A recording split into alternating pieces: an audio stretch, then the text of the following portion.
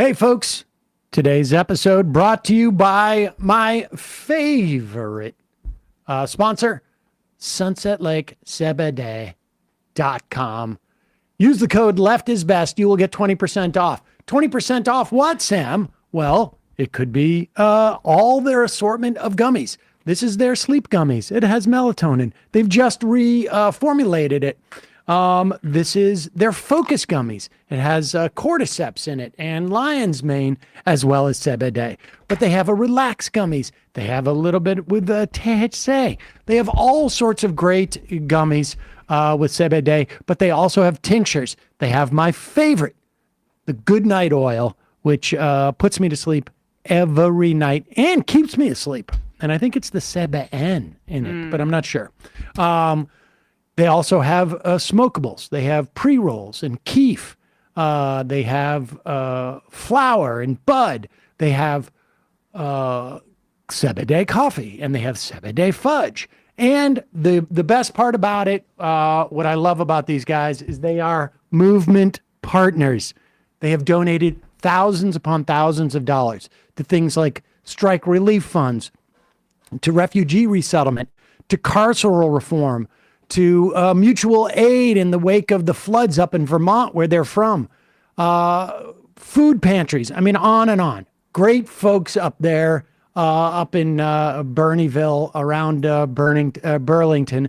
They also have great farming practices, integrated pest management. They use no pesticides in their growing of their CBD, and they also use regenerative farming practices, plus great business practices, $20 minimum wage, mostly employee owned. You cannot go wrong. Great company, great product, all third-party tested, and you can look at that on their website. Check it out, sunsetlakesebede.com. Use the coupon code LEFTISBEST, and you will get 20% off. And now, time for the show. The Majority Report with Sam Seder, where every day's Casual Friday. That means Monday is Casual Monday, Tuesday, Casual Tuesday, Wednesday, Casual Hump Day, Thursday, Casual Thurs, that's what we call it, and Friday, Casual Shabbat. The Majority Report with Sam Seder.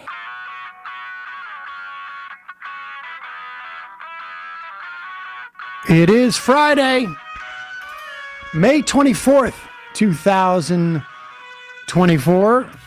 My name is Sam Seder. This is the 5-time award-winning Majority Report. We are broadcasting live steps from the industrially ravaged Gowanus Canal in the heartland of America, downtown Brooklyn, USA. On the program today, Jeet Heer, national affairs correspondent for The Nation magazine. Meanwhile, also on the program, the ICJ, International Court of Justice, has ruled that Israel must halt its Rafah offensive. And Israel responded by bombing. And in the wake Rafah. of that ruling, Israel intensifies its bombing of Rafah. Meanwhile, in this country, the Supreme Court OK's South Carolina congressional map, which exiled 30,000 black voters to make a safe Republican seat. U.S. to announce $275 million more in munitions and artillery for Ukraine. It's the fourth installment following that congressional aid package. So they're doling that out in installments. UCLA workers to join UC Davis workers striking over the handling of Gaza protests. Meanwhile, lawmakers call for Alito to recuse himself. As Dick Durbin says, they're powerless, though. Louisiana bill classifying abortion pills as a controlled substance, now just waiting for its governor's signature. It's imminent. Meanwhile, Governor Newsom signs a law to allow Arizona doctors abortion privileges in California. Senate border deal fails again as migrant crossings are down 54% from December. Mike DeWine calls a special Ohio legislative session to force his ridiculous Republican colleagues to allow Joe Biden to be on the ballot for the presidential elections. All this and more on today's Majority Report. Welcome, ladies and gentlemen. It is a casual Friday. Yes, it is. And also, I just want to note, first time I'm wearing a short sleeve shirt in ages. Well, it's getting warm out. Seasons. That's all I've got. Yep, it is. It is definitely getting warm out. That was all I have to say. It's getting warm out. That was, yep. Yep. Astute observation by me. Yes, well done. Very well done. We will talk about the Celtics later in the program, I'm sure. But we got a lot to get to. I got thrown off by the May 24, 2024. I don't know why. It's a lot of 24s in a row. Yeah, it's a lot of 24s. We're obviously going to be talking a lot about this ICJ ruling. It is a big deal. It's also coming, in the wake of the ICC at The Hague, starting its process to issue or attempt to issue warrants for the arrests of top Israeli and Hamas leaders. That process is still ongoing. But this ICJ thing, and we'll talk more about it with Jeet here, but it's essentially like like enjoining, if you will. When a court basically steps in and says, we want you to stop doing what you're doing. I mean, no enforcement power, as people are pointing out, but that's not really the point in the sense that it's more just about being yet another kind of weight in terms of pressure to put on the Biden administration in particular. The Biden administration in particular, but I also would imagine that it is going to be, I suspect, and I don't know this for a fact, but my guess would be that there is also provisions within various countries' own statutes that such a ruling found by the ICJ and maybe just international courts in general become the basis for things like embargoes or sanctions or whatnot. And obviously the United States is probably the most important player when it comes to those things. And we don't have such provisions in our federal law that I'm aware of. Right. I don't even know that we actually even consider the ICJ to have jurisdiction. But in terms of what it's going to mean to other countries, and in terms of what signal it sends to Israelis, it is an important development. And we'll talk more about that with Jeet. But let's check in on Donald Trump for a moment. My understanding is he is going to be the Republican nominee for president. He is also awaiting jury deliberations that will start on Monday on his criminal case. And he's been off. He doesn't have to show up in court since Tuesday. And so Thursday, he traveled all the way to the Bronx, maybe en route to his golf course. Trump I think he's links got one. are in the Bronx. Yep. To have a massive rally in the wake of that huge march, which involved 12 people the other day. I'm not being facetious about that. It may have been 20.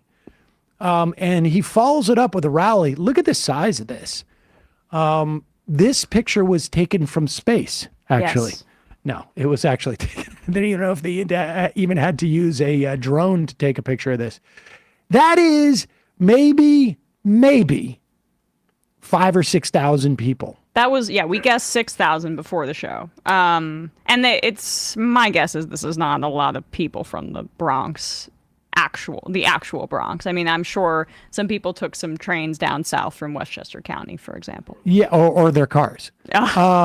And I mean, honestly, I have seen bigger crowds in Prospect Park surrounding a band that is playing. And I'm not even saying like a scheduled band, like the Half Shell. I'm saying like, 3 musicians who decided to start playing because it was a nice day out. Right. But be that as look it up the Bernie rally pictures. Exactly. you can't. Yeah, it's not even remotely close. I mean, I've been in Bernie rallies at Prospect Park, and also that one which launched his 2020 campaign, and that is literally a fraction, and by fraction I mean like a tenth. I mean, Elizabeth Warren didn't even win a state in the 2020 primary, and I went to one of her rallies to cover in Washington Square Park, probably 3 or 4 times the size of that. Now, as I don't a primary know. candidate. I don't know that you can get more people for Joe Biden either, but I'm somewhat surprised in terms of this with the Trump thing. Here is Donald Trump at that rally, being asked by a local news reporter who he's considering for VP. Now, there are interesting people because, like, I don't even know that Ben Carson had put his name in, for VP. I'm sorry. Just okay.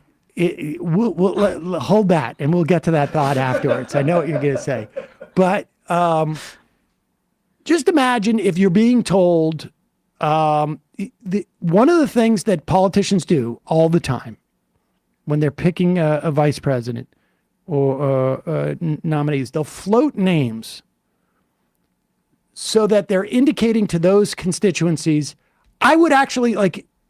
It's very possible I could pick your person, whomever they think those constituencies represent, as a way of signaling, like, I'm with you. So if I'm Bobby Kennedy, I say, like, well, maybe I'll pick, what's his face? Aaron Rodgers. Aaron Rodgers, because I want all of those anti-vax conspiracy people to know, like, we're simpatico, so much so that I may pick Aaron Rodgers. That's what's being signaled here. And it's a very, very good indication to me that he's going to pick J.D. Vance. But go ahead, listen to this. So if not Nikki, then who? Let's make some news tonight, you and I, for your hometown TV station. Share with me your top 3 candidates for your running mate at this point. Well, we have so many. I don't want to do that, but we have so many. You could take people like Ben Carson. You could take people like Marco Rubio, J.D. Vance. I mean, there are so many. Elisa's doing a fantastic job. But I could go on for quite a long time. We have many people that would do a really fantastic job. Do you have a timeline on when you'll make the decision? I think sometime during the convention. Okay. I mean, so it gives you a sense of what he's saying. I just want everybody to know that I would consider a woman, and I would consider someone like Ben Carson. I can't remember the names of those people. Elise. Or like a Marco Rubio type. Right. Like a potential Latino. Of course, that won't happen. And then Marco. J.D. Vance. When's the last time Ben Carson has even really made a public appearance? I'm sorry, but there is I don't know what the percentage chance is, but a percentage chance he's confusing him with the other black guy. Well, no, I think he's basically saying that someone like Ben Carson, someone who's sort of like a Ben Carson type. A Ben Carson type. And I don't mean a brain surgeon. And I don't mean a brain surgeon who seems like he's actually operated on himself recently. No, I mean, let's be real here. The former head of housing and urban, did you hear that part? Development. Yeah. That's what he led as a surgeon. It was a totally, a pick that made total sense. There you go. So you think he's going to go with J.D. Vance? Not Doug Burgum? No, I don't think so. Burgum is so unoffensive, but could maybe Well, it actually could be someone fund his old legal like bills. me, like Yeah. Doug Burgum. No, I don't think so. All right. I think the idea is he needs to bring some youth, but also huge finance and right wing. And I also want a guy who's willing to supplicate himself. And I think JD's done it. There you go. I think you might be right. It's not going to be Ron. Ron went a little bit too far. In a moment, we're going to be talking to Jeet Heer about all that's gone on this week. Jeet wrote also, in addition to what he's been writing about Gaza, he wrote he actually wrote this 4 days ago.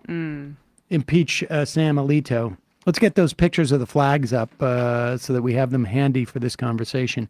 But of course, we're going to talk to him about the ICJ ruling and some of the recent polling where we are on the presidential election. But first, a word from our sponsor. If supporting foundational health was a sport, you would want Ritual on your team. Why? They made Essential for Men, which is a multivitamin. It's based solely on science and designed to help fill common nutrient gaps in the diet with 10 key nutrients. I've been doing the Essential for Men for a long time now, actually. And I mean, for me, the big thing is that there's really two things that sold me on Ritual. One is that it was a subscription service, because my whole thing was like, my doctor was always like, yeah, start taking a multivitamin. And I would take it. I would go from the doctor's office. I would go to the drugstore, whatever it was, buy one, take them, not all at once, over the course of whatever it was, a month and a half. And then I'd run out, and then I would never do it again. And Ritual will mail these things to your door. And but the thing I really like about it as well is that it you know where the ingredients are coming from. It is made traceable, and they are vegan. They are non-GMO, project verified. They are gluten and major allergen free, and they're a certified B Corporation. So they have higher standards as the way they operate. It is a science-backed multivitamin for men 18 plus with high quality and, like I say, traceable key ingredients that are in clean, bioavailable forms. In other words, ways that the body can absorb them. It has 10 key nutrients. They have 2 delayed release capsules per day, which also reminds me, one of the things I like about it is they dissolve later in the small intestine, which is an optimal place to absorb nutrients, but it's also less harsh on your stomach. So if you forget to take them, or like for me, one of the problems also was always like, oh, I should take my vitamins. I haven't eaten anything. I'll wait. And then I forget. So you can take it as soon as you remember to take it, which is important for people who forget things like me. Ritual works with world-class certification bodies to validate their products. Ritual incorporates industry-leading sustainability standards as a certified B Corp. They use scientific tools to select lower carbon packaging, prioritize sustainably sourced ingredients, and set ambitious climate goals. Ritual is a founded B Corp. And again, that means that they hold themselves to accountable, not just for their company's financial health, but also the health of people and our planet. Essential for Men is a quality multivitamin from a company you can actually trust.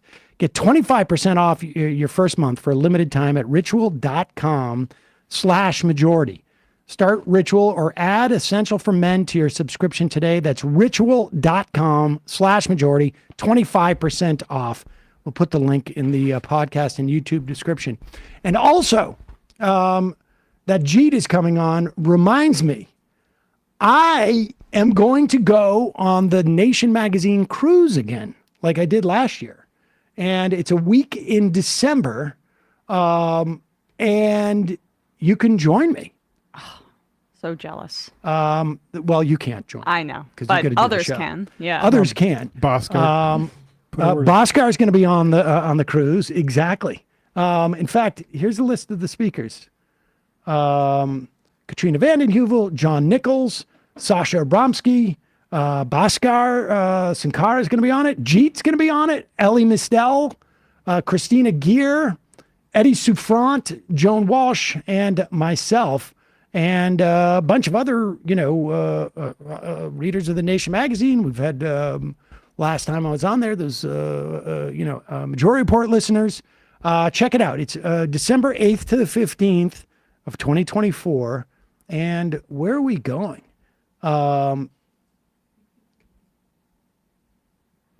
Is it a Caribbean cruise? It's the Cozumel, Mexico, the Cayman Islands. That's where I'll be dropping off a lot of the Majority Report funds. Cash. And You and Menendez. Ocho Rios in Jamaica. Wow. Yeah.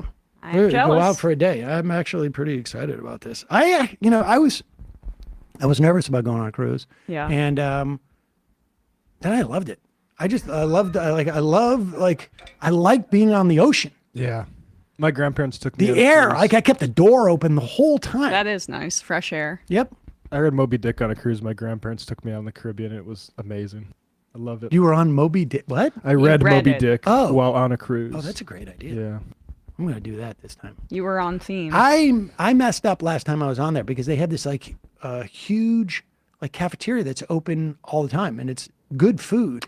And I didn't know it I was remember. free. Right. And so like I was just waiting for dinner every night because I was, Amazing. I'm a little bit skimpy. Now you're a veteran cruise goer. Yeah. Now you know you You can have to eat go on hungry the them. whole time. Yeah. I got a pretty funny story about on Gopal, who like when he found out I didn't know that they were like the desserts were there, he like literally marched me down there.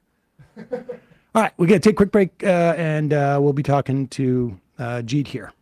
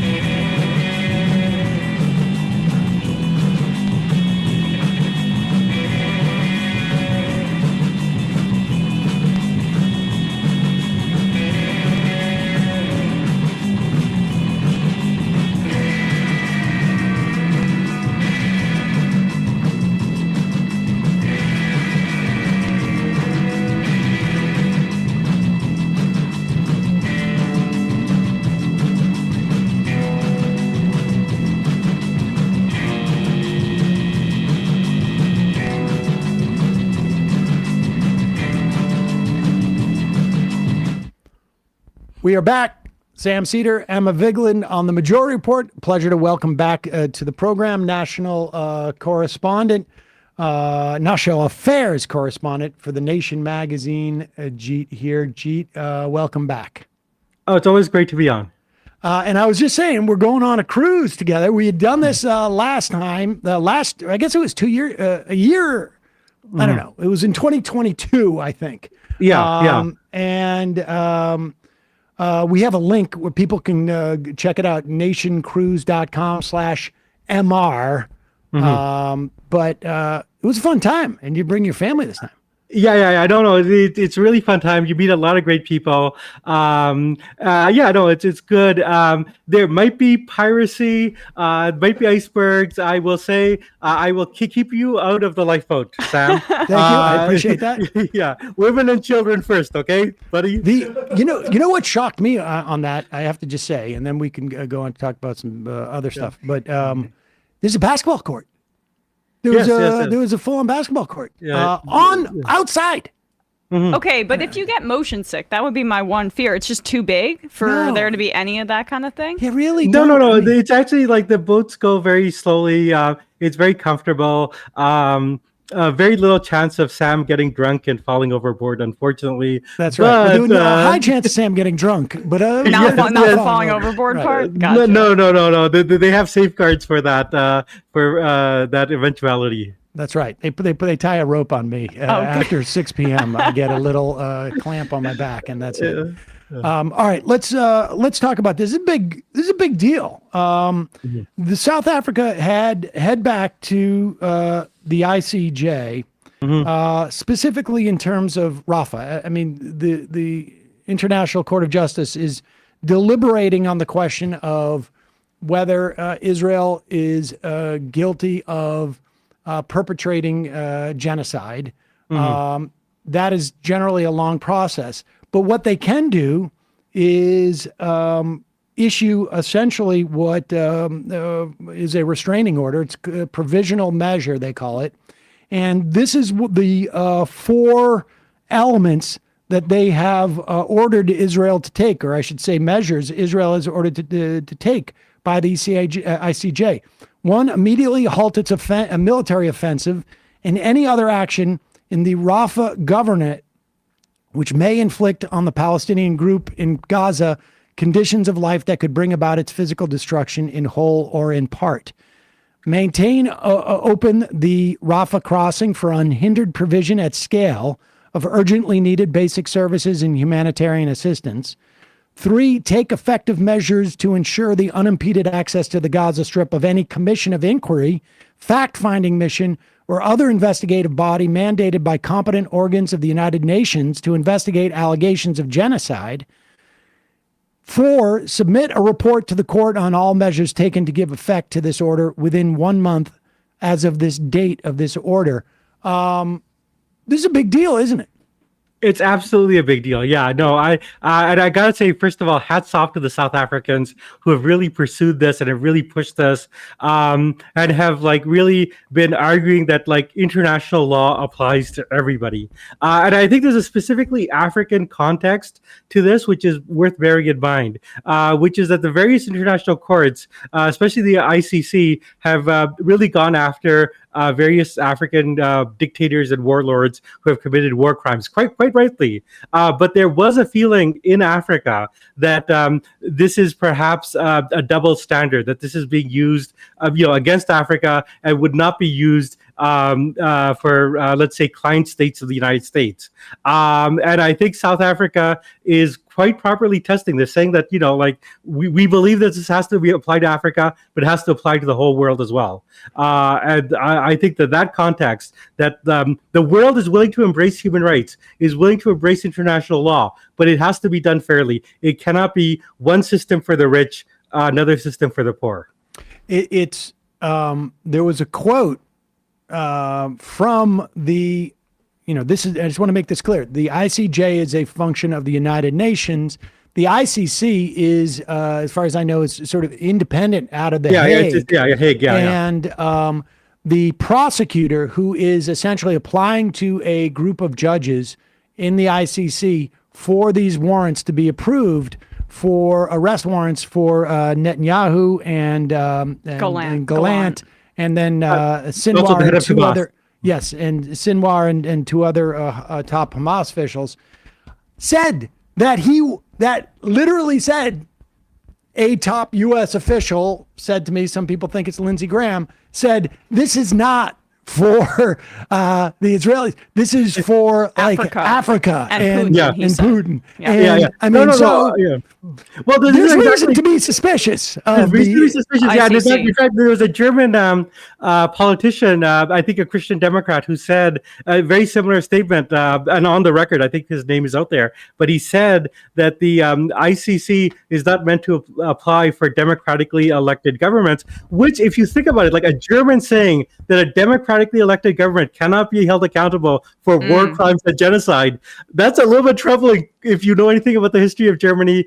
Google it, 1933, 1945. Yes, see who won the elections at those times. Right, that's right. I mean, that's why the whole democratically elected thing, I even made that point, particularly about how Hitler became chancellor through those formal kind of democratic processes, right? I mean, that doesn't necessarily mean that you're not committing genocide just because you're a democracy, but this is in keeping with the Biden administration has decided, from a branding perspective, I think, to divide the world in between autocracies and democracies. That was something that he's made central to his foreign policy kind of pitch to the public, which is that we're going to support democracies versus autocracies versus dictators. And it's just not that clear, especially when you understand that Israel, again, militarily occupies over 3 million people in the West Bank who have no ability to vote for in the Knesset, and the people in the Gaza Strip, over 2 million people there as well. So it's not a democracy. It's just a Western state. Well,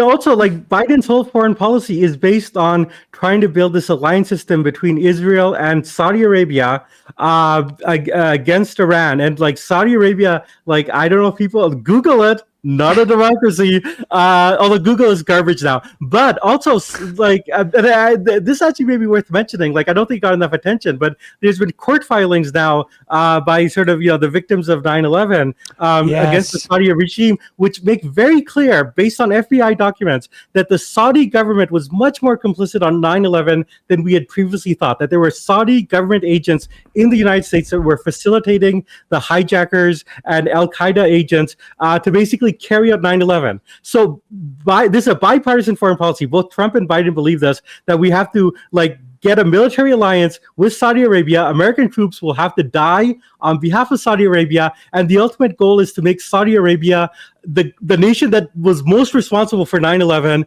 a nuclear power. Now, maybe I'm crazy, but to me, that does not seem like a good policy and does not seem like a pro-democracy agenda. Well, obviously not a pro-democracy, but it's also, I think even taken on their terms. Like, look, we've never had, I think it's very hard to argue that the United States has actually had a legitimate pro-democracy foreign policy. It has always been, unless we don't like the person you elect, in which case, then we've got to go to plan B.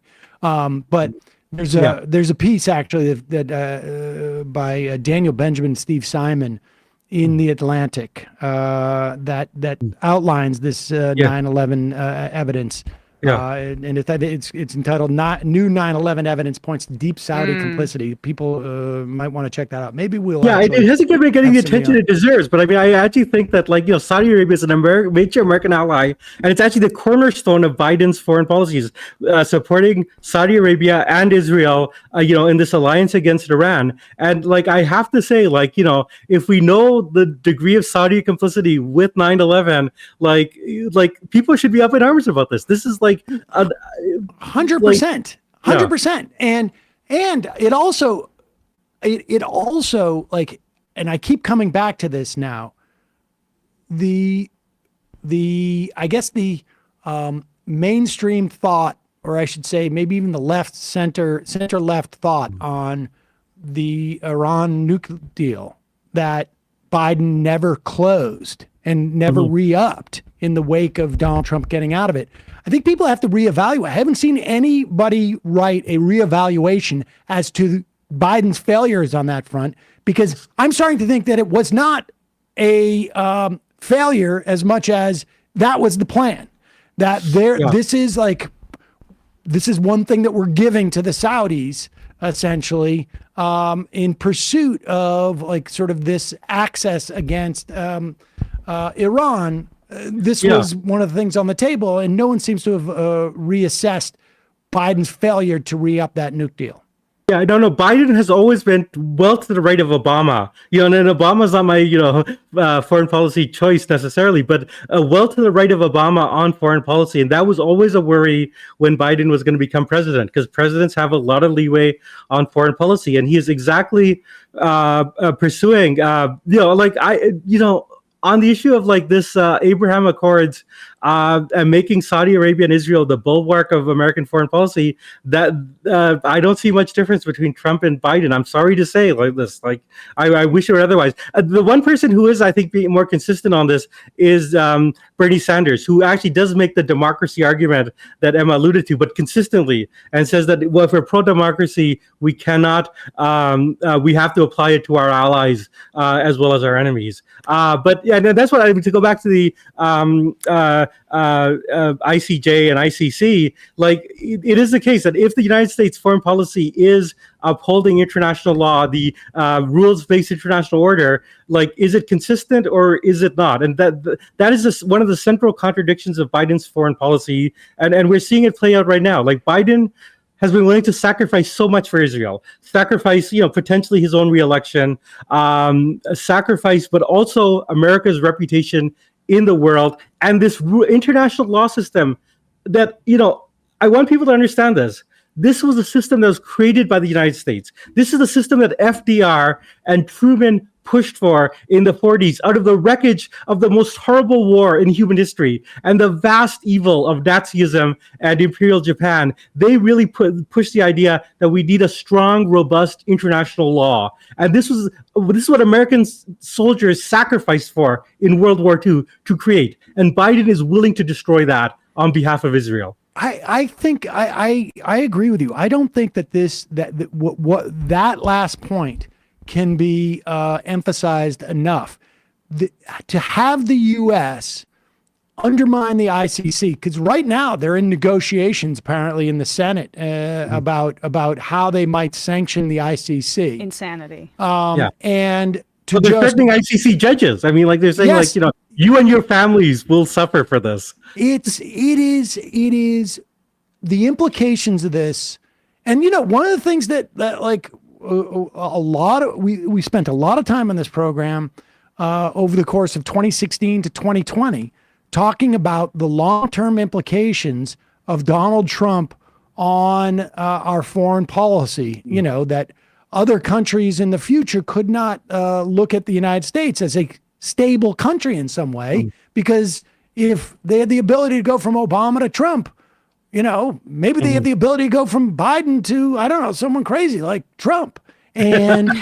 Well, it's not just to go from Obama to Trump, but Biden has absorbed Trump's foreign policy.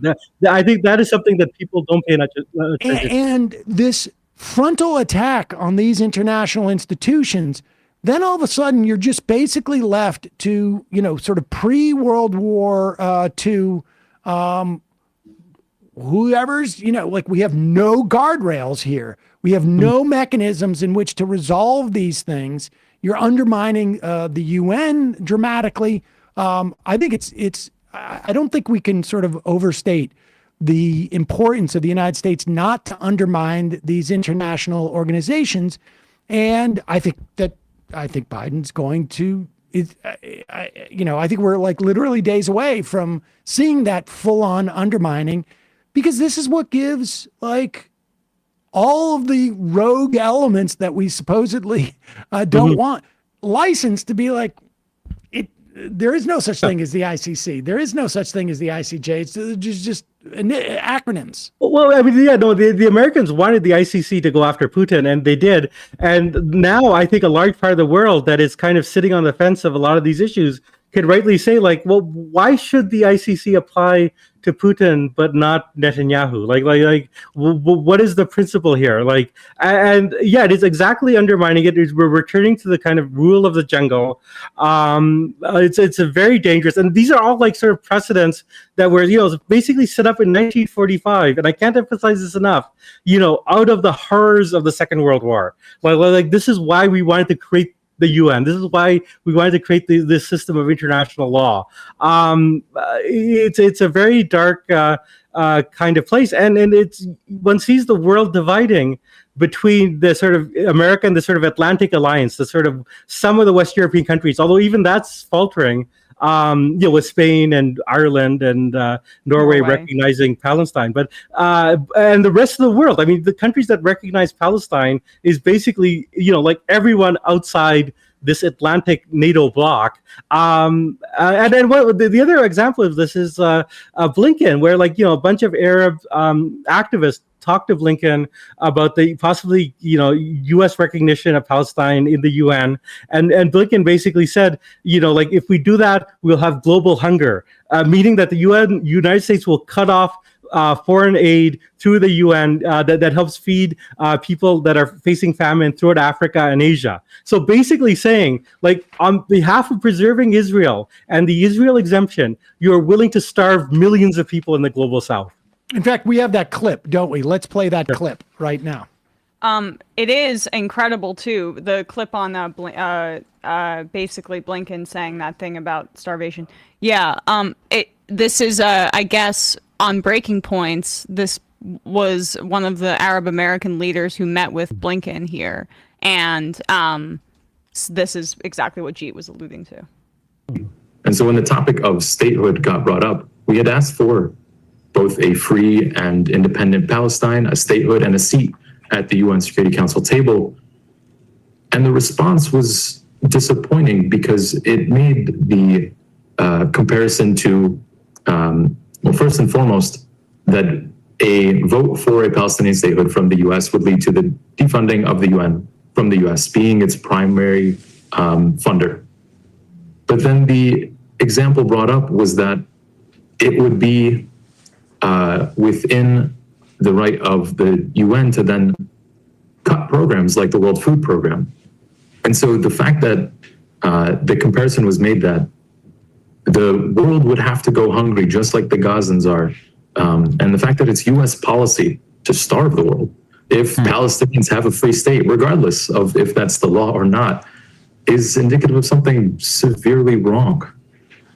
Yeah. Oh, go ahead. Yeah. So Anthony Blinken said, we have to oppose Palestinian statehood or else the World Food Program budget will be cut and people will starve around the world. Like, that's the Secretary of State's assessment that he's making to you guys in this meeting? The example was given that if the UN had to cut its funding, it would have to cut programs like the World Food Program. And that was the example shared, followed by the explanation that then the world would have to starve as the Gazans are. And so that is not the comparison you make to make an argument for why Palestinians should not have a free state. That is just so jarring, obviously, and I know it disturbed the three of us for sure, but it's just also, one, the Biden administration is already engaging in starving people in a way that is retaliatory. On the day that the ICJ ruled Israel was plausibly committing genocide and took the case up, they listened to now proven false, basically, Israeli claims that staffers in UNRWA were involved in October 7th, and they provided no evidence for their claims. And the United States led the way in cutting funding to the primary institution that feeds Palestinians. So they've already decided to starve Gaza if they just want to zoom out to protect Zionism. Then I guess they can do it. But it's still so sociopathic, because we played this clip yesterday of Ilan Pappé, who is one of the top Israeli new historians, basically saying that this is the beginning of the end of Zionism as a project. It's a long tunnel, but it's going to be a long process and a bloody one. But that the viability of this project is declining. So I guess, what's your view on them white knuckling it to preserve something that seems to be bleeding out? Well, yeah, no, I mean, it is a remarkable thing. And to some degree, it's based on the sort of poverty of a larger foreign policy vision. Basically, they can only imagine a Middle East where Saudi Arabia, Egypt, the Egyptian military, and Israel act as a sort of attack dogs of the United States and keep everyone else in line. And a willingness to imagine like a more democratic Middle East means that they will, take these desperate measures. And it is a sign of a very desperate superpower, I would say a rogue superpower that is losing legitimacy. And you only do this kind of extreme thing when you're like, you don't have other tactics of persuasion. And they don't. The world has really turned on this issue. I mean, I agree with it. Who would want to be like a Zionist if Zionism means you either starve the Palestinians or you starve the rest of the world? That's not one would have to be the already really either indoctrinated or a little bit sick to adopt that. And I don't think Zionism is not going to gain new recruits. It is except among the hard right. I just think I think that the project is in deep trouble. But unfortunately, one of the leading hardcore believers of Zionism and Zionism of a form to the right of the Likud party is Joe Biden. Yeah. And I just want to clear something up too. There is statutes on the books in this country that address what Blinken is saying. Now, it's shaky. there is one U.S. law that says the United Nations or any specialized agency thereof, which accords the Palestinian Liberation Organization the same standing as member states, that no U.S. funds would be provided for the United Nations in that instance. In 2013, the Palestinian Authority changed the Palestinian UN representation's name from the PLO to the State of Palestine. So it is certainly arguable as to whether that statute applies anymore. There's a separate U.S. statute that prevents the U.S. from funding any UN body that, quote, grants full membership as a state to any organization or group that does not have the internationally recognized attributes of statehood. Now, who is the arbiter of whether somebody has the internationally recognized attributes of statehood? That's where things get a little murky. If the UN says you have statehood, it seems like they have statehood and they have those internationally recognized. So it is quite possible. Another aspect, which is that traditionally American courts give the presidents huge leeway in terms of like applying laws on foreign policy. Yes. And one saw this because it actually is American international law that, you know, the U.S. should not be sending military aid to countries that are committing war crimes like Israel. That is like in law, but the Biden administration decided, well, we're just not going to apply that law. And so so any of this stuff, like Blinken is not constrained by law. He could do this and just say we're just not going to follow that statute because this is national security, and the courts will go along with that. That was largely my point. Is that there exists a statute, but we've seen this many times. Whether it was Nancy Pelosi going on television and saying we can't impeach Donald Trump because then you wouldn't be able to prosecute him after the fact. There is a lot of times you will hear administration officials, you hear lawmakers hide behind an interpretation of what a statute means rather than where it actually stands. It's proceduralism, like they sort of disguise the proceduralism to hide their actual policy preferences. Let's just play that clip just so that we have. This is the ICJ president, Nawaf Salam, at the International Court of Justice in The Hague. And maybe you can tell us about The Hague after we hear this, Jeet. The State of Israel shall, in conformity with its obligation under the Convention on the Prevention and Punishment of the Crime of Genocide, and in view of the worsening conditions of life faced by civilians in the Rafah government, by 13 votes to 2, immediately halt its military offensive and any other action in the Rafah government which may inflict on the Palestinian group in Gaza conditions of life that would bring about its physical destruction in whole or in part. In favor, President Salam, Judges Abraham, Yusuf. Okay, we don't need all that. It was 13-2 on this, basically this restraining order issued against Israel. What The Hague sounds familiar to me, Jeet. What else happened at The Hague? Well, yeah, I mean, it was a sort of the basis for the Nuremberg trials, wasn't it? Like this was like where, yes, but not just Nuremberg trial. Like subsequently, it's actually been quite robust in recent decades. As I mentioned, with various war criminals in Africa, like Charles Taylor, but also in the former Yugoslavia. Some of the horrific crimes committed by the Serbia, which amounted to genocide. I mean, people were actually tried and jailed for war crimes through this institution. It's a real thing. I just want to note there were two judges who voted against this. One was the Israeli judge, and the other was a Ugandan judge.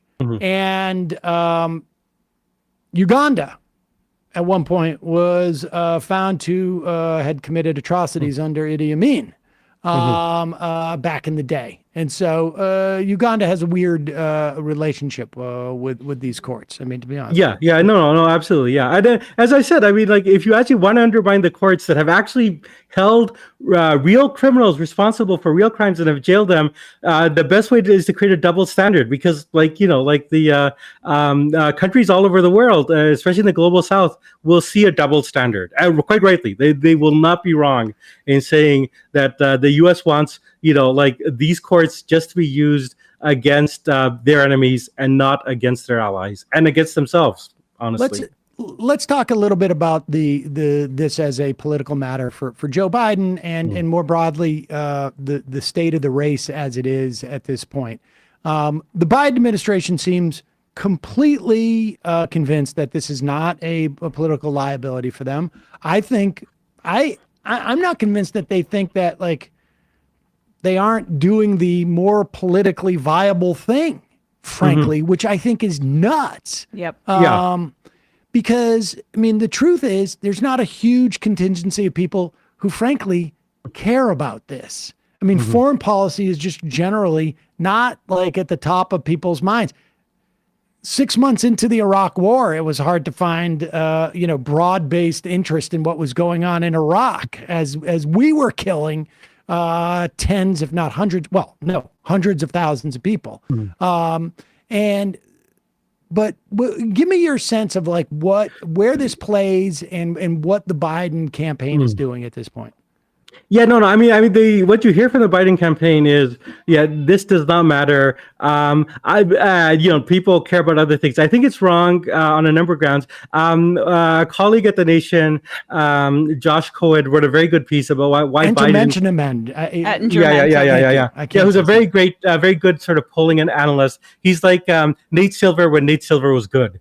He basically, I mean, there's a couple of things at work here. One of which is, as long as foreign policy dominates the news, that's bad for Biden, because he should want the election to be about abortion. He should want the election to be about pharmacare, about anything other than foreign policy.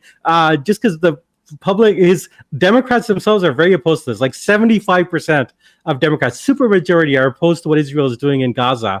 So you're alienating your own base by doing this. Now, whether people will, not vote or not, I mean, I think it's more like on the sort of marginal voters who are alienated. But Biden only won 2020 by 45,000 votes in 3 states. It was very close then, and this time he's lagging.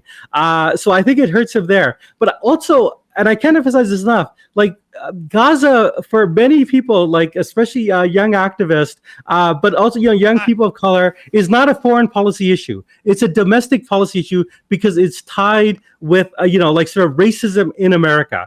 A lot of the people who are active now came out of Black Lives Matter, and they could not help but notice that many police forces all across America were trained by Israelis. Not that American police forces needed to learn to be more racist, but there is this kind of deep connection between white supremacy in the United States and the sort of apartheid regime in Israel. I think that, to me, is the most compelling argument as to where it impacts this election. Because, put up this graph about you could do this one. This is a reflection. Here. Yeah, there's 2 of them. And they more or less say similar things. One is a sort of a subset of the other. But if you look at this, don't follow political news. You have Trump doing much better with those people who don't follow political news. And then it goes on in terms of what kind of media you take in. YouTube, Trump is killing him. Cable news, Trump is killing him. Social media, it's more or less a wash. Digital websites, it starts becoming more Biden-friendly. National news networks, Biden, and newspapers, much more Biden's crushing him. So what you have is, and that to me looks like college-educated viewers, or readers of newspapers and whatnot. Now, put up the Democratic one, and this is the one I think that is really sort of like. So that was NBC, and then this came out today. This in the came New York out Times. and the Times, and this is, if you look at this, like for people who never follow the news, Biden is doing the worst with Democratic leading voters. And the Biden campaign has this idea, and you read that Simon Rosenberg interview. Yeah, I was going to mention it. Yeah. Their idea is that once people tune in to the election, and once people get educated, then they'll start to come around for Biden. But the problem is that those people who never follow the news, those people who, those are the people, the way those people get to the polls are by that cohort of people that you just mentioned. It is activists who get those people to the polls ultimately. And those activists in those communities are the people who basically, are the people responsible for engaging those people because they don't follow. They're not going to watch the news more as they get closer to the presidential election. Yeah. And we actually have very good evidence from 2020 now that like Black Lives Matter, the George Floyd uprising helped Biden, that it got many people more, people who don't follow the news, more politically engaged, and got them in touch with activists. And that actually saved Biden from his own incompetence and the kind of like not very good campaign that he ran. And this time around, those Black Lives Matters activists are like involved with Gaza protests. And so Biden is trying to alienate the very people that saved him in 2020. I do not think this is a good policy. No. And unfortunately, they've created this kind of. You mentioned that New Yorker interview, which we should link to and everyone should read because it's a top Biden strategy, advisor, big figure in this world. And like Isaac Chortner, as is his wont, asks very basic good questions, and the guy falls apart and threatens to hang up several times because he cannot answer. That is one of the most bizarre. I've never met or interviewed Isaac Chotiner, and I don't know if there's some like tone to his voice or some frequency that drives the people that he's interviewing completely insane and makes them fall apart. But it is it's a magic power. He has the really voice. Is astonishing, and I don't know how people ever keep. I mean, everybody says this every time, almost like I don't know. With 50% of the interviews that he comes out, everybody's like, "Why do people keep going and letting him interview them?" The last one that came out well was a Gaza surgeon, I think. No, Isaac does also do interviews with people who are doing good work, and those are also very informative interviews. But the best ones are these train wrecks where someone who's in a position of authority basically falls apart. And I have to say, I don't know if you watch Dune or not, but he has the sort of witching voice that you only get from Benny Gesserit training. Yeah, and now we should also say the strategy seems to be, and I just read a piece, I don't know what it was, in one of the Politico types, or maybe it was Axios or something like that, where the Biden administration is waiting, or the Biden campaign is waiting for the trial to be over, this criminal trial. I think they feel like there's nothing else really going to develop that is going to certainly not require Trump to be there. And they're going to start to focus on Trump. And I think that's why they're doing the debate in June. As a way to make sure that Trump gets out there. So they want to make it a referendum on Trump, which is, it's an idea. It's not a bad idea. But is stuff like that inhibiting, let's say, Dick Durbin? Because I just want to turn to this. Dick Durbin from doing something about Sam Alito. I understand, okay, and you wrote a piece, they can impeach Alito, and they can impeach Clarence Thomas. Now, I don't know if that would happen, but to hold the hearings, to highlight one of the primary reasons why you would want not to have Donald Trump be president, that seems to me like a good idea. Yeah, no, I don't know. I mean, I'd like to hear more of your theories because I have no idea what they're doing. This is Laura. She's homesick today. The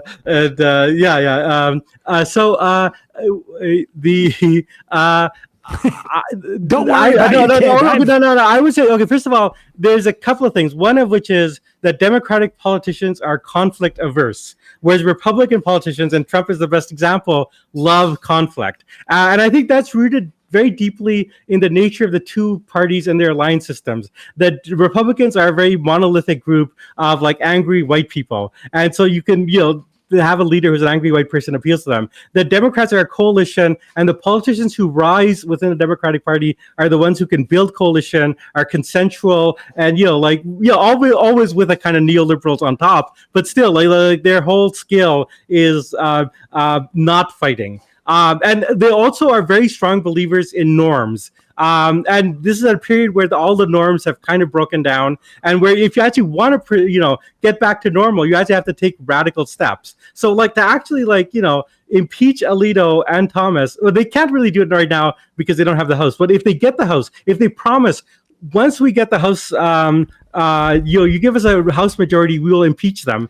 And in impeachment, you just need 50%, right?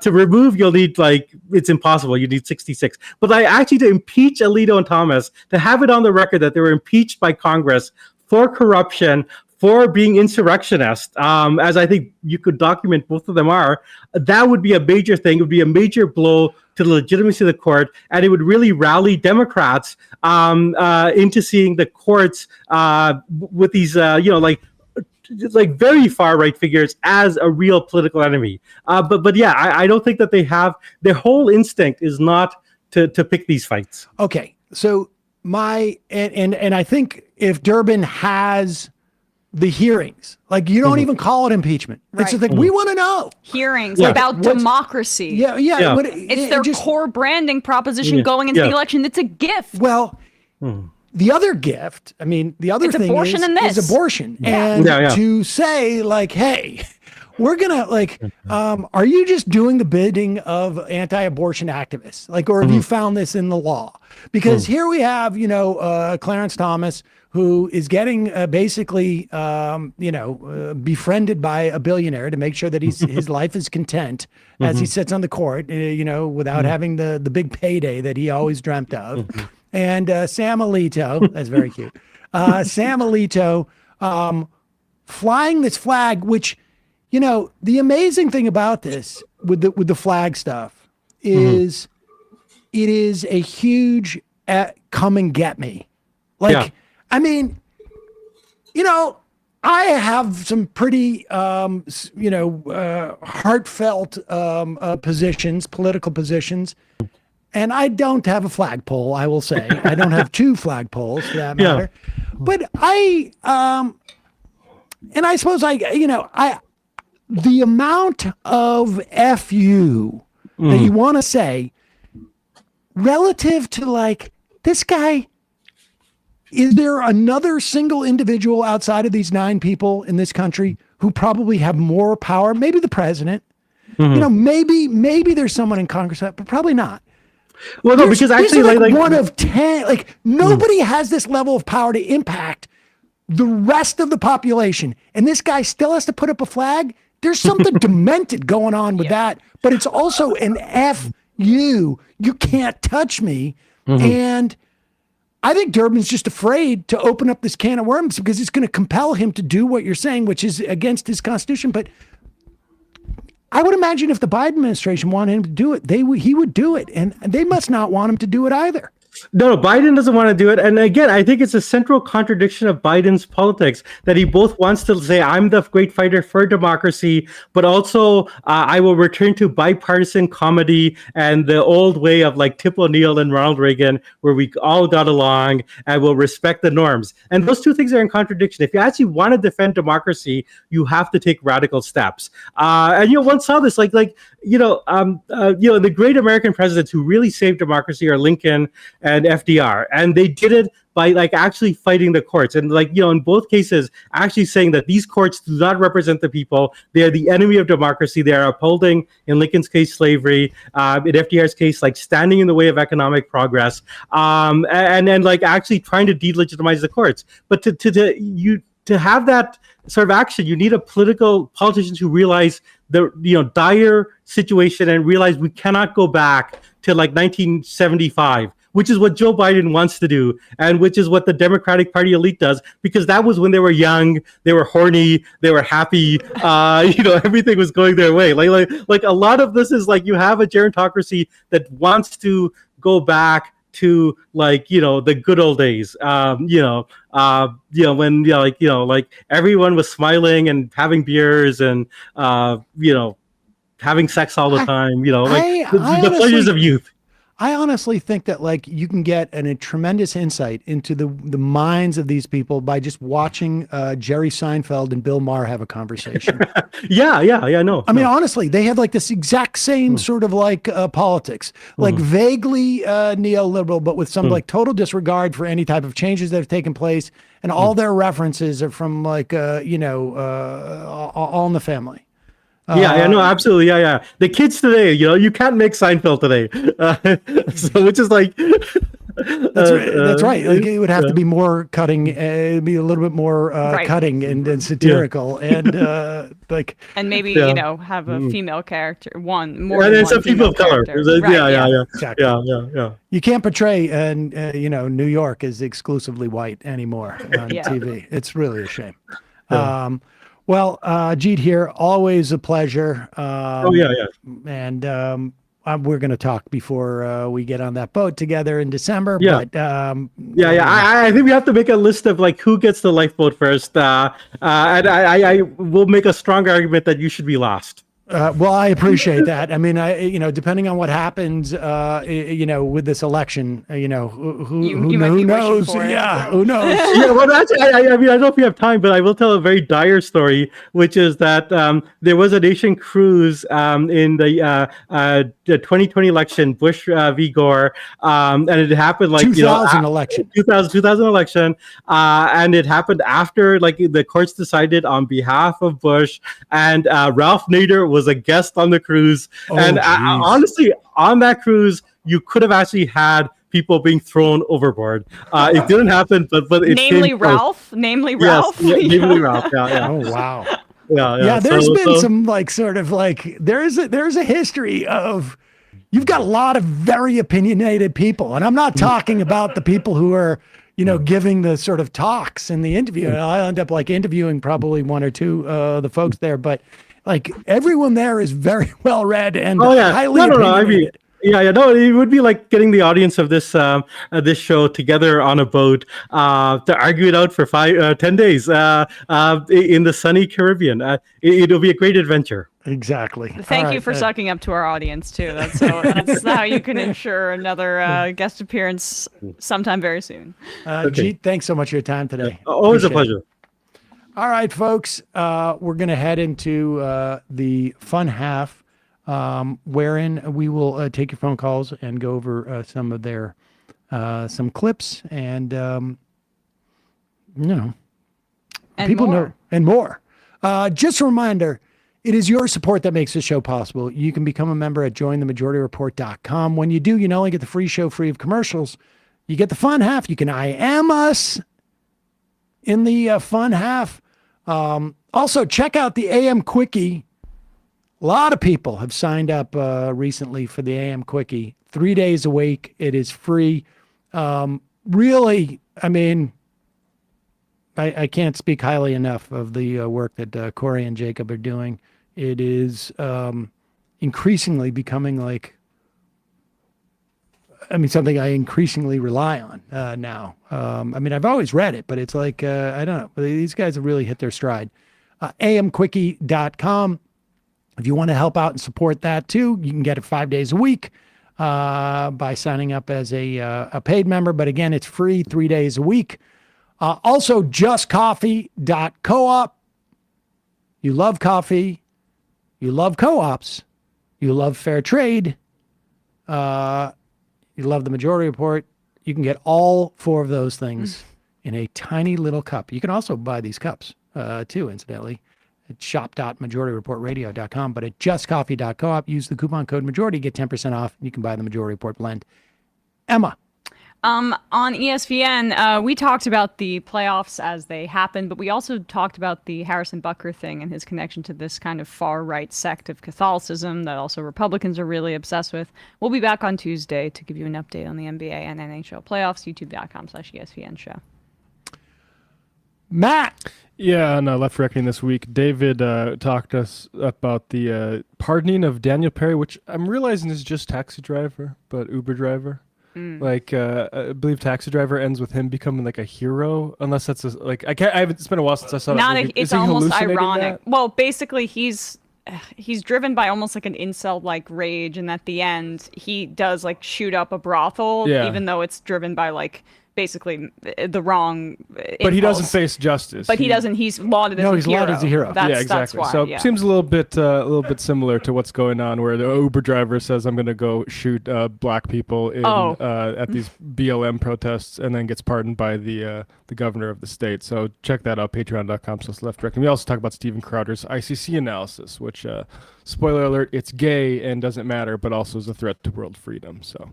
I just gotta say, Taxi Driver is really relevant to this day. I mean, that is such a great film, and it has been one of my favorite needle drops in the world, which is "Late for the Sky" by Jackson Browne in that movie. I love Taxi Driver, so anyway, just putting that out there. All right.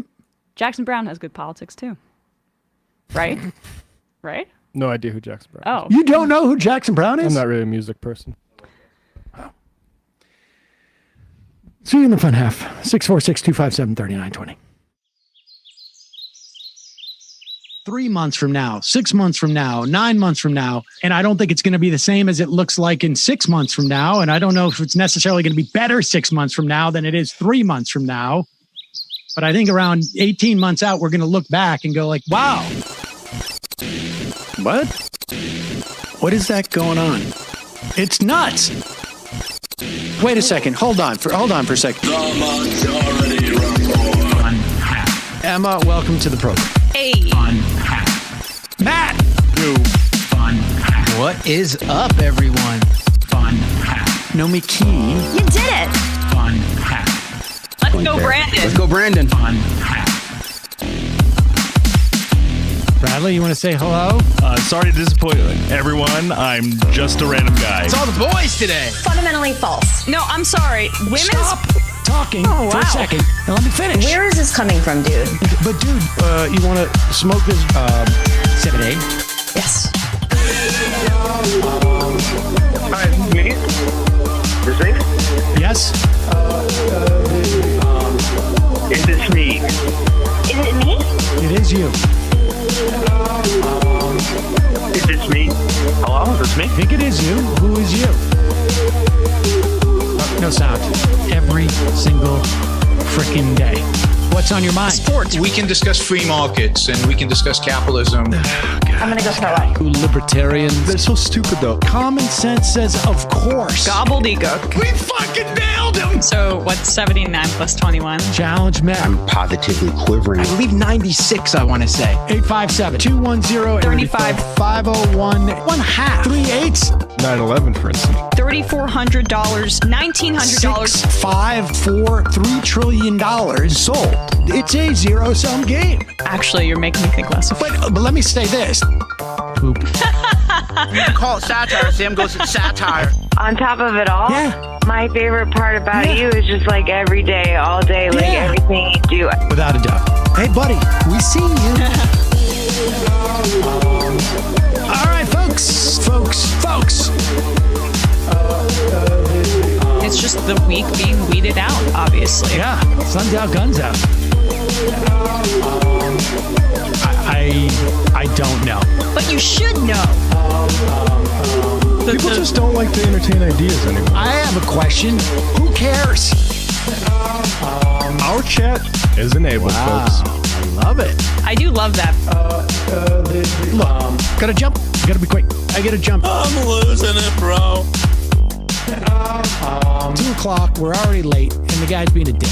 So screw him. Sent to a gulag? Outrageous. Like, what is wrong with you? Love you. Bye. Love you. Bye-bye.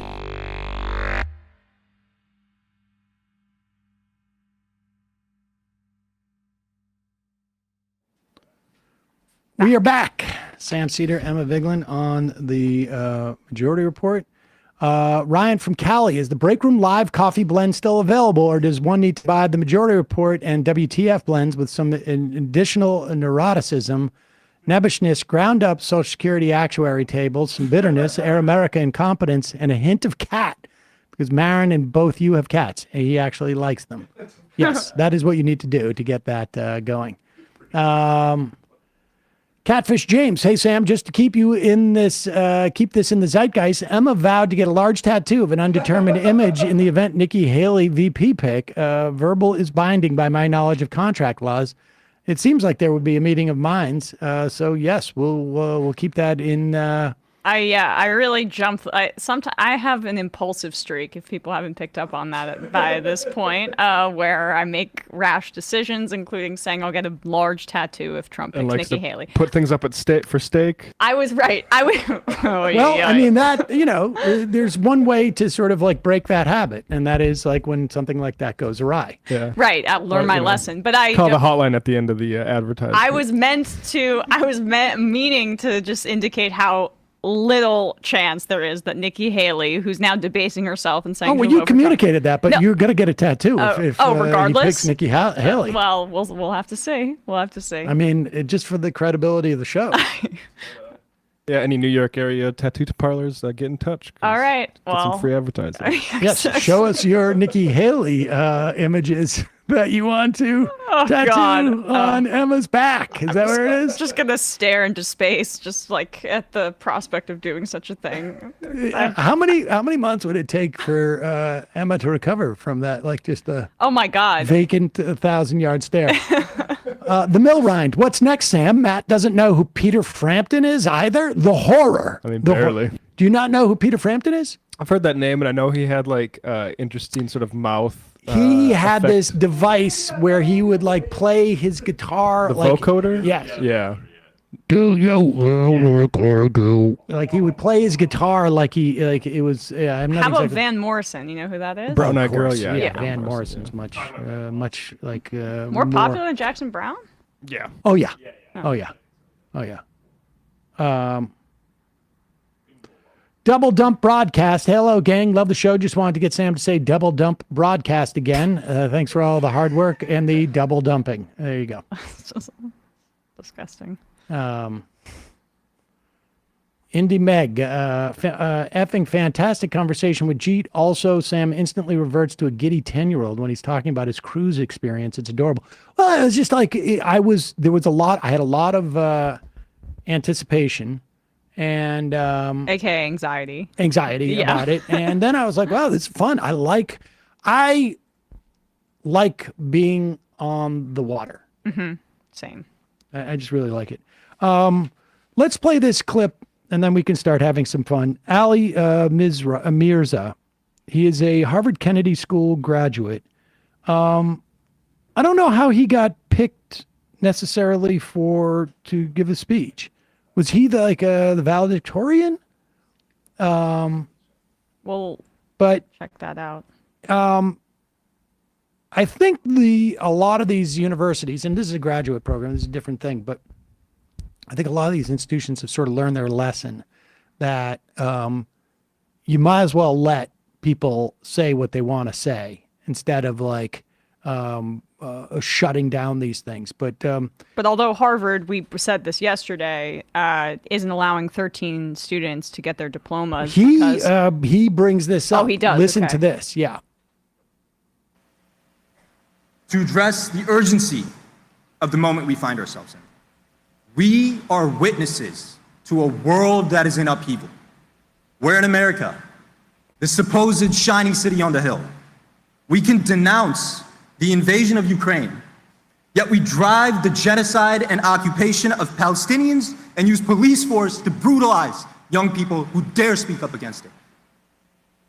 Upon our graduation from Harvard, we enter the world with a degree from an institution that has profited off and continues to aid in the annihilation of 40,000 Palestinians in Gaza, including 15,000 children. An institution that uses its soft power to prop up an apartheid regime. While we celebrate our graduation, Harvard University, threatened by the student uprising for Palestinian liberation, has chosen to withhold degrees from our peers, who have not only fulfilled every graduation requirement, but more importantly, who have exemplified veritas through their dissent.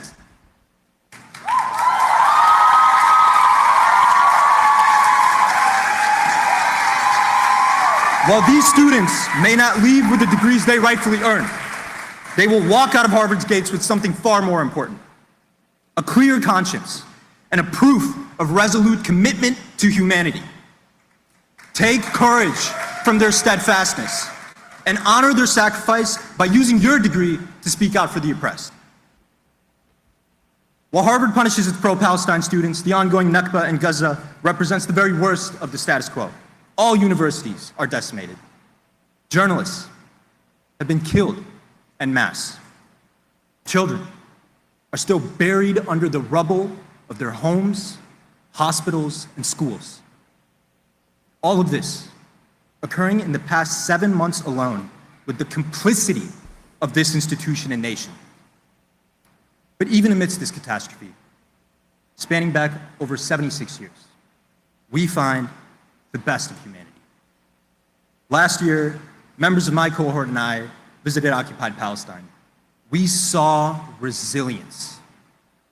We saw resilience take the form of indigenous farming practices, the preservation of heritage through art, and the beauty of community and solidarity as resistance. Good for that guy. I don't know why he was chosen to speak. Do we know?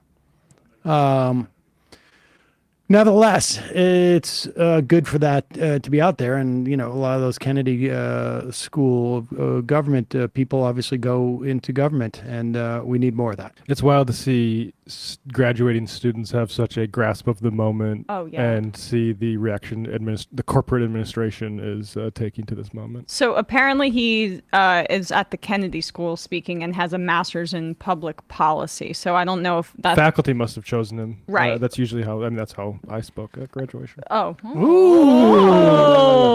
Humble brag. Oh. Wasn't my GPA. Do tell. Well, I spoke at Minnesota State 2012. Where's the vid?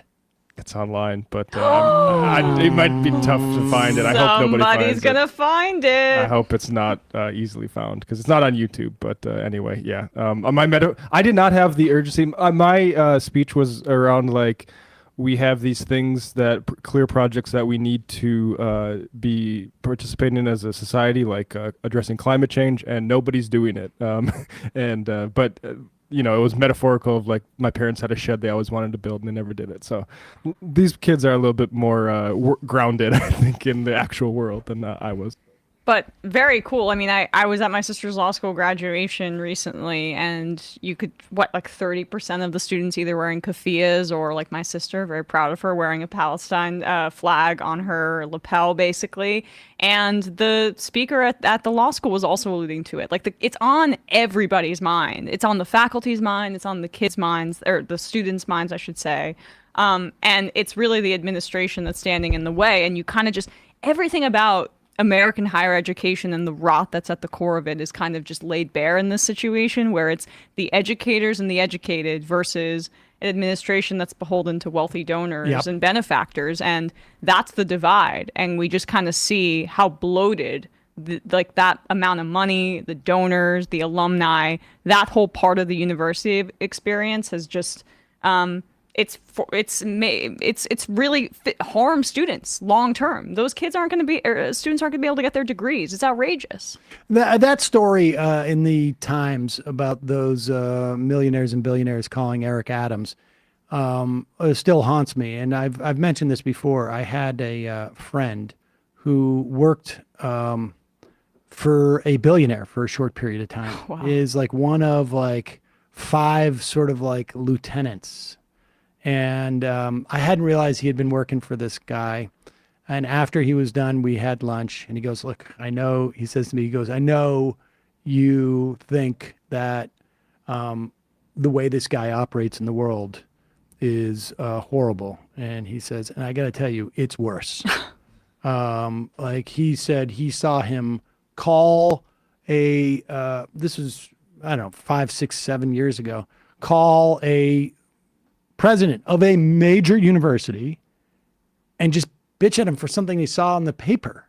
Like just like huge, like that's what Robert Kraft's been doing, by the way. I mean, he withdrew all of his money from Columbia, even after they did all that, even after they sparked national outrage for sending the NYPD on their own students. He said it was insufficient to combat anti-Semitism, which his ads are all over the NFL media for his stupid, pro-Zionist thing. But he withdrew his money anyway, which was just a show of discipline.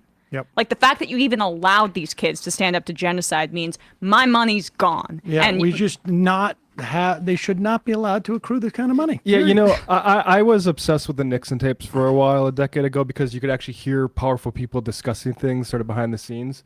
This text from Haim Saban, where you realize, oh, this is what our elected leaders are dealing with every day, just like random. Now, where did this is from? The Axios reported on this. Yeah. It's just like him. Can you please share with the president, dear President Biden, we the U. Like this is a crazy person. Yeah, I'll read this right now. Hi, Steve and Anita. Anita Dunn. Anita Dunn and Steve Ricchetti, Biden's advisors, yeah. Can you please share this with the president? Dear President Biden, we, the U.S., as you stated numerous times, believe that Hamas should be defeated. We, the U.S. We, the U.S., in this case, you. Well, this is what the weird part is, too. He all caps this like any type of lunatic that you always come across in any context. Trump? Like he has the weird, this weird kind of texting style. In this case, you, Mr. President, have decided to stop sending munitions to Israel to achieve the goal that we/you have set up for Israel and ourselves. Even beyond Israel, this sends a terrible message to our allies in the region. And beyond that, his punctuation is also just bizarre. Maybe he should have gone to college. That's not what he didn't get the billions by punctuation. Yeah, we can flip from doing the right thing to bending to political pressure. I assume he meant thing, unless there's some special, like a billionaire. It's the Nicki Minaj. Let's not forget that there are more Jewish voters who care about Israel than Muslim voters that care about Hamas. Bad, bad, bad decision on all levels. Please reconsider. Thank you. With respect, Haim. Yeah, that's, I use respect in the same way that Haim does. I will say. What? Well, I will say, I think you can go back to every debate I've ever had, and I go, like, with all respect. Yeah. I think it's quite possible. And early on, we were saying, Haim Saban, that texts like that influence Biden more than we understand. The fact of the matter is that there may be more Jews who care about Israel than there are Muslims who care about Hamas. But I don't think that there are more Jews who agree with this policy than there are Muslims who agree with this policy. Or frankly, like I suspect that that the issue for Muslims, some instances it may be Hamas, but it's more has to do with the killing of civilians and the genocide that's going on. And I suspect that there is not going to be, regardless of, let me put it this way. Had Joe Biden said, I call for a ceasefire a week after Israel had started its assault, or had said, be more measured, I feel quite confident that Joe Biden would not have lost a single Jewish vote from what he had in 2020.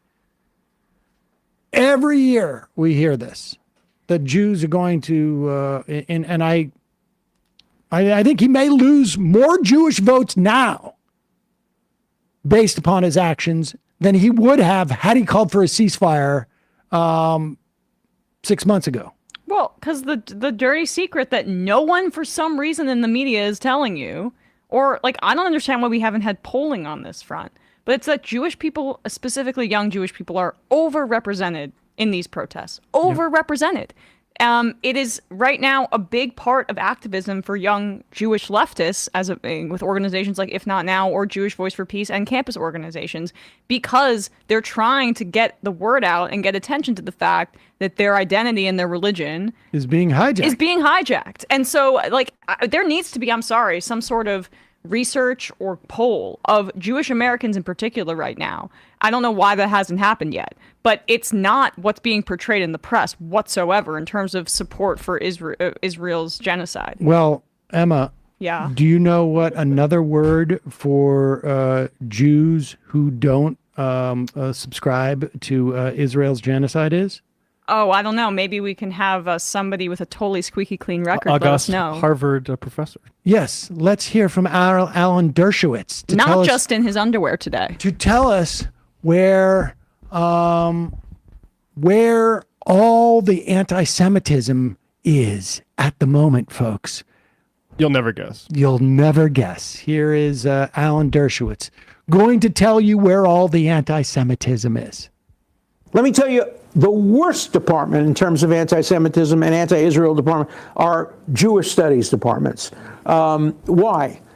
Who's hired to become a Jewish studies professor? They're talking dogs. Let me explain who they are. Jesus. They are failed Israeli professors. They couldn't get a job at Tel Aviv. They couldn't get a job in Bar Ilan. They couldn't get a job in Hebrew University. And so they come to America, and there are thousands of them, third and fourth rate Israelis who come to America. And if you say, hey, I'm an Israeli and I support Netanyahu and I graduated the Herzliya Institute, you're not getting the job. But if you're a talking dog, I'm an Israeli, but I'm a virulent anti-Zionist, you're getting the job.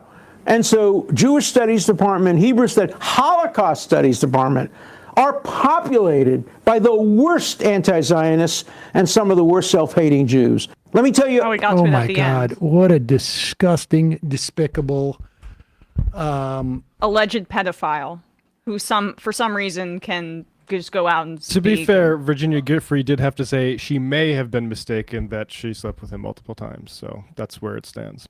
Just to legally cover our bases there. She may have been. I said mistaken. alleged. May have not. May have been mistaken. I will say this though. I feel quite confident in staying and saying, and I feel quite confident from a legal perspective in saying that Alan Dershowitz is a douchebag and a piece of human garbage. Yeah. Is it anti-Semitic to call Jewish studies professors, quote, talking dogs not once but twice in that screed? What an amazing mentality this sad, sad man has. I look forward to his support of Donald Trump going forward and him to be excommunicated from every single place that he holds dear. What just a horrible human being he is. And also, there's an interview with Avi Shlaim, quick thoughts, Avi Shlaim on Israel's new historians, Hamas and the BDS movement. It's from a while ago, I think, 2017. But it goes into, there's a brief open period where there was a lot of scholarship and the new historians were being published and read widely within Israel. And then the Second Intifada happened, and Likud and various right-wing parties basically did the whole critical race theory, anti-DEI thing there, and now all of a sudden you see all these professors operating outside the country. This is just such a right-wing construction too, and you can just see how religious fundamentalism or nationalism, as it comes in the case of Zionism, it doesn't. There can be Hindu nationalism. We know that there's Christian fundamentalism and nationalism. Religion can be used in any way to justify right-wing beliefs, and it doesn't mean that, Israel is, because of past persecution the Jewish people have faced, is above that kind of far-right movement being put to the fore. And he's, I'm sure, referring to people like Annalise Orlek, who is a professor at Dartmouth College. Apparently, she's a talking dog, but she was arrested at the pro-Palestine demonstrations, and she's the head of Jewish studies. You know, Dartmouth. it sucks. And banned, temporarily suspended from Dartmouth, by the way, because apparently, according to Dershowitz, these institutions are just dying to have anti-Zionist professors come to their universities, just dying for it. The way that he keeps sort of like shifting from anti-Zionist to anti-Semites and then self-hating Jews. I think he's also confusing self-hating Jews with people who just hate his self. That is Dershowitz hating Jews. Yes, I'm a Dershowitz hating Jew. Anti-Semitism is when you give him the stink eye at a 5-star restaurant in Oak Bluffs. That's right. Let's do some good news for a second. This is great. And I know that we had someone IMing us about this, and I cannot find it, but they're in the primaries that took place in Georgia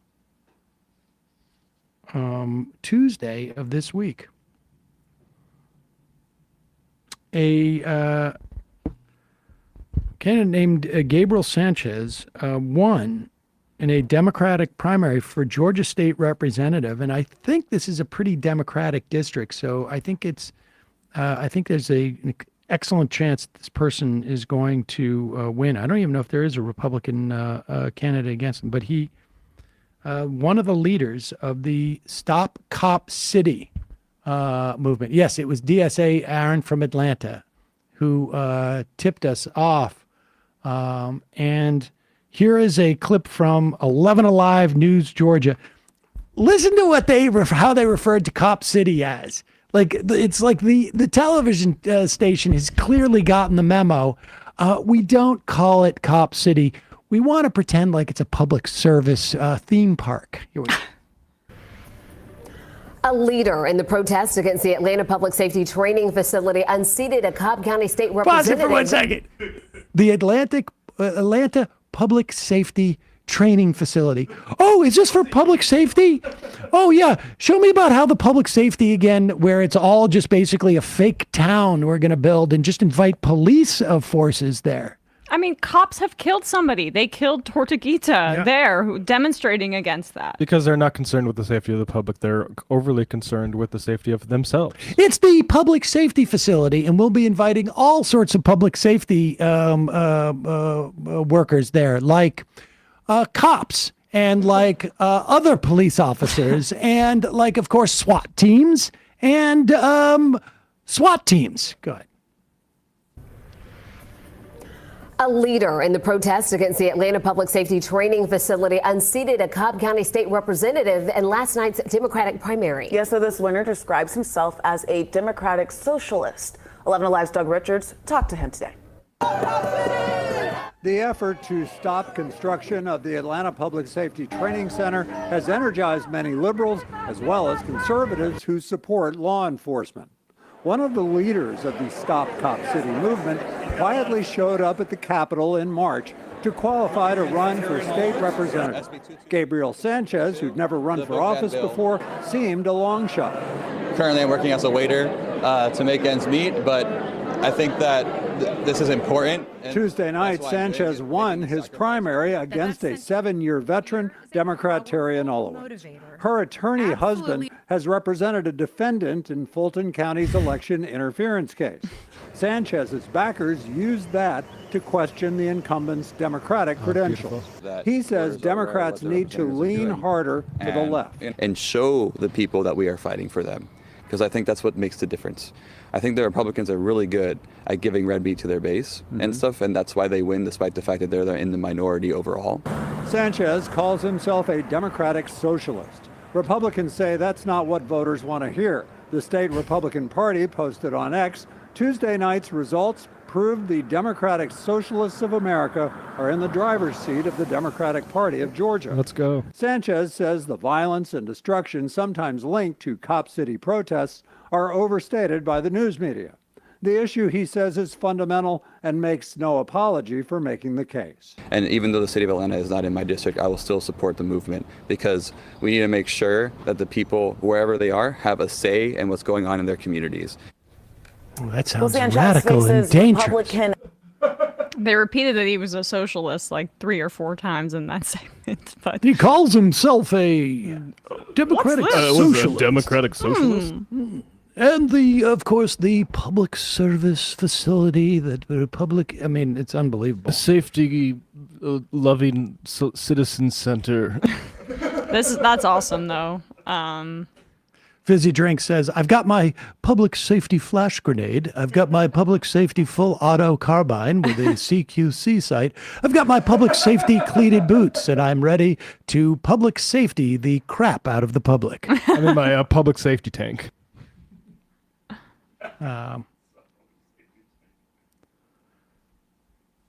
Looking through your windows with some public safety drones. Folks are asking us to have him on. Maybe we'll do that down the road. Yeah, I like that. We'll be able to reach out there or send an email if you have a contact. We've got a couple of people who want to do that. Hey, I know it's a lot of just these Tucker Carlson types who are talking about the Great Replacement Theory or Marjorie Taylor Greene. Mm-hmm. And of course, also the perhaps most politically powerful Republican in the country. I give you the nation's highest elected theocratic official in the country, Mike Johnson. I know you had your meeting at the White House. Does the president seem to you to be up to speed on exactly what's happening at the border? I think he's in denial, and I think that many in his party have demanded there is an open borders sort of caucus, informal caucus in the Democrat Party. And Pause they it for pushed 1 this. second. They are going on a full offensive here because the Biden administration, in sort of a little bit of a triangulation move, if you ask me, offered up a really draconian border security bill. And the worst part about it, frankly, is that there's no other part of it. You've heard the term comprehensive immigration reform. That was back when people thought you could negotiate with the Republicans, although I think it was quite clear that wasn't the case. You could offer something like, stricter border controls and make it harder on refugees, and then say, but we should also have a streamlined, easier process in which people can get visas and perhaps go on a path to citizenship in this country. And just to remind you, the Biden administration, as a way of sweetening the deal on Ukraine funding, brought in and gave this part of the immigration bill. It was developed by Jim Lankford from, where is he from? Oklahoma. And then Donald Trump said, no, we're not going to do this. Can't get Biden a win. And can't get Biden a win, which of course it was a Republican win anyways, but we can't. On the substance. On the substance. And so that bill died, and they brought it back up in the Senate so that Senate candidates can say, my opponent or the Republicans voted twice to shoot down a immigration bill that would have toughened things at the border, et cetera, et cetera. So Mike Johnson has to go on Fox News and make it like there is an open border policy and that the border's being overrun. The difficulty they're having is that there is no open border policy, although wouldn't be bad, in my estimation. And the other problem they're having is that illegal crossings along the U.S.-Mexico border in May are down by more than 50% from reported in December. It's almost like these things come in waves. Still, though. Yeah. It's down to 3,700 apprehensions of migrants between official ports of entry. Now, all of this is kabuki. It's just a way to basically scare their base. But here is Mike Johnson doing just that. I know you had your meeting at the White House. Does the president seem to you to be up to speed on exactly what's happening at the border? I think he's in denial, and I think that many in his party have demanded there is an open borders sort of caucus, informal caucus in the Democrat Party, and they push this. Really? They push this agenda. Yeah, and the reason is, Harris, everybody asked me, I've been in 110 cities in 29 states now in the last 5.5 months, moving around the country, campaigning with our incumbents and candidates. Everywhere I am, no matter where I am in the country, everybody says, why? Why would they do this? There's such a catastrophe for the country. Why would the president knowingly allow this? Because they wanted to turn these people into voters. That's plain. And they want to change the outcome of the census in 6 years. It sounds sinister, and it is. And they've exacted untold damage on the country. What about the H.R. 2? Just going to let that slide. The preeminent anti-Semitic conspiracy theory that's circulated by Republicans, that the Great Replacement theory, which for people that don't know, it's that Jews are orchestrating all these non-white people to come into the country to replace white people. It's just not going to get any pushback, even though he's now making a career out of sucking up to Bibi Netanyahu and chastising the anti-Semitic college kids. The idea that anybody let into the country now without documentation could become a voter in anything less than, I don't know.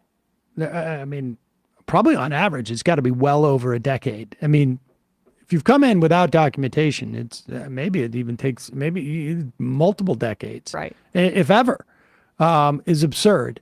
And in terms of the census, more often than not, if you're an undocumented migrant, you avoid the census because you're afraid of doing it. Now, it just so happens that there's that pesky, what's that document? Oh, the Constitution. Right. That says we count how many people are in the United States.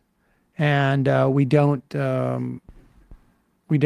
it's not an issue as to whether they're citizens or not. We count how many people are in the United States because we want to know how many people are in the United States. You want to talk about like some sort of plot to basically have more voters for them, but for themselves in terms of padding the numbers.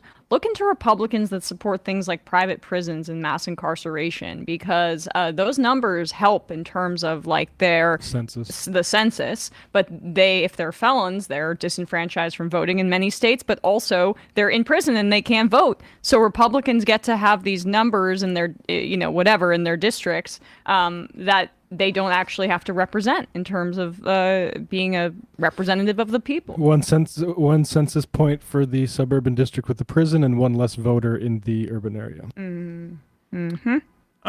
Win-win, folks.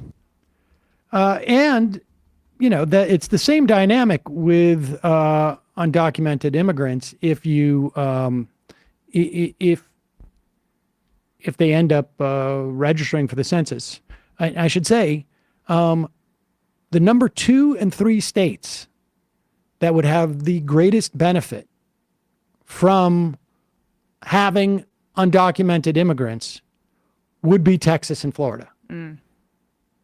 Because if they're counted in the census, that means more representation, more dollars, essentially, federal dollars flowing into Texas and to Florida, but without their ability to vote and elect their elected officials. Just want to make that clear. Texas and Florida benefit off that mightily. Jointberg. No, Emma, you don't get it. Joe and T-Berg?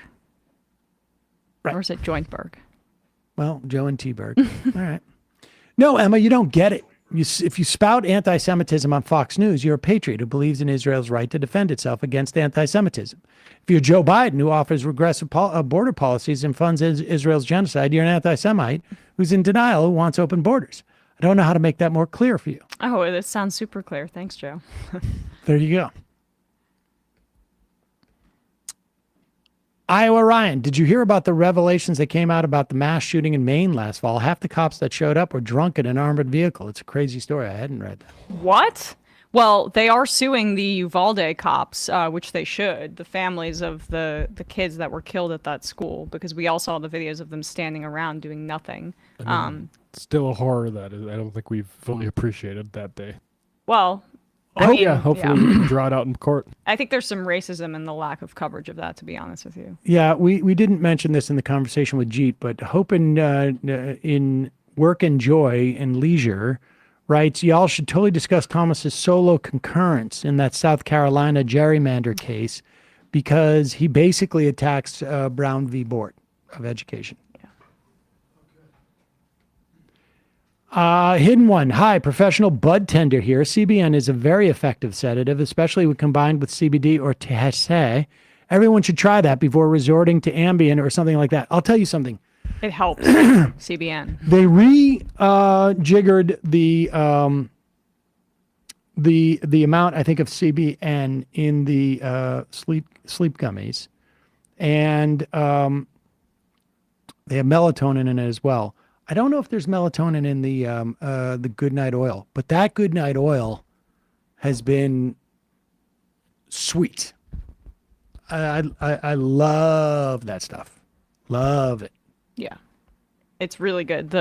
You were saying, because I have some trouble sleeping, right? That those new gummies with the CBN were really good. Yep. And there's more of them, I think. I have a few at my house, but yeah, it's really good. Helpful. Vermont Ben, the through line from 2020 election denialism to stroke Trump's ego to the demonization of immigrants is so blatant it's disgusting. The conservative project is priming its voters to never accept an electoral loss. Scary stuff, yes. I also think just broadly, all these people supported Israel in the name of, the Holocaust, and what is their priority but hardening the border against refugees? It's a little bit on the nose. Pair of socks. I tried to make a Kowalski for VP thread, but I don't use much social media and felt creepy saying he's the hottest Republican. I retweeted some of that stuff. You don't need to feel creepy. I think Kowalski eats it appreciates up. it. Yeah. Grand Island hottie. Ding dong. The U.S. has legislation on the books from the 90s that would defund the UN over Palestinian statehood. I think we addressed that. Oh, and found Matt's video already. Oh my God. Someone post that and I don't even know how to get into the Discord, but I thought it wasn't going to be findable. Tweet it at me. Gerald and from tag New me. Orleans. My birthday, as well as my second subscription anniversary, is coming up this Sunday, but no shofar, please. I found out via you guys that it's 2 days before Rudy Giuliani's, so I'm requesting Jordan Peterson's Sons of Bitches instead. Anyway, I wholly recommend that anyone listening to the show is able to become a subscriber. You get to I Am the show. It's well worth it. I sometimes I Am up to 3 times a day. And over the years, I have had up to 7 of my I Ams read. Just kidding. Love you guys. Left is best. Sons of bitches. One more time for him. Sons of bitches. There you go. Happy birthday. Left the box. May I please get a shofar for 2 of my friends who passed away a day apart last week. One from cancer, the other from Parkinson's. There are different parts of my life and will be missed dearly. I'm so sorry to hear that.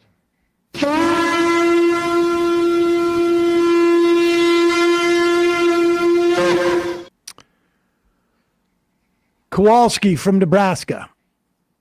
I ordinarily only listen to the show on the app or on hold during the call-in portion and don't typically watch the program. Now everyone might be talking about how MR needs to be working on a retirement program for their workers. At this point, I would say you guys need to be working on just getting enough free time to get some sunlight because we're deep into tanning season, you pale creatures of the night. Yeah, I'm not pale. I was just joking. pale. We all like to have fun on the prairie. Also, Sam, please tell Jewish Council to shut the rain off. I have 2 days of planting left, and we just got another inch of rain. It's hilarious that Sam's first time experiencing fasting was on a cruise ship with basically a free golden corral on board. Had it not been for the abundance of sweets, you probably would have gotten scurvy.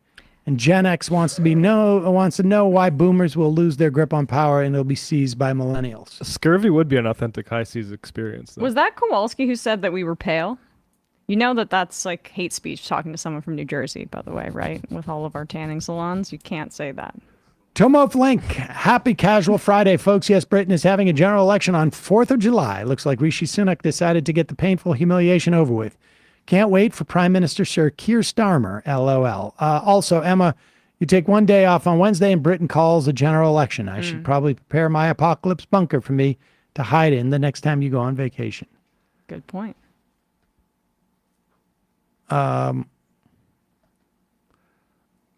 Luftwaffe falafel. Sam, you may know, but just in case, Trump to speak at Libertarian Party convention. Yeah, we gotta. When is that? We gotta make sure that we. We have that on the calendar. I just don't remember when. I think it's over the weekend. Fizzy drinks. Whenever Sam reads my IAMs, I clip it and send it to my mom. She's so proud of me. Oh, it's tomorrow. Trump at Libertarian convention. Oh, it is? All right. Well, then we will record it. Yeah, we will record it.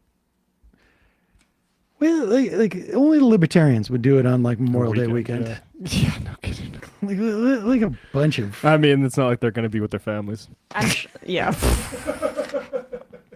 It's true. Their families don't want any part of them. You want to do that Daily Wire thing? Yes. Let's get into this.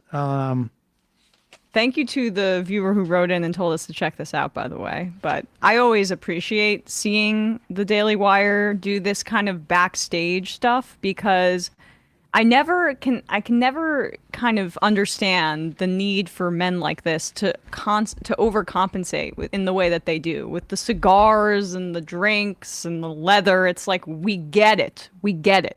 What are you not telling us? This is honestly when you're often when you're a small child, you will dress up like an adult. But it'll be like, I'm wearing a cowboy hat, or I'm an astronaut. Doctor. I'm a doctor. Got a stethoscope on. I'm a stethoscope, or I'm Spider-Man. I'm Spider-Man, or something. I'm like you will portray an adult. Now you can't wear those costumes as an adult and have it resonate in the same way.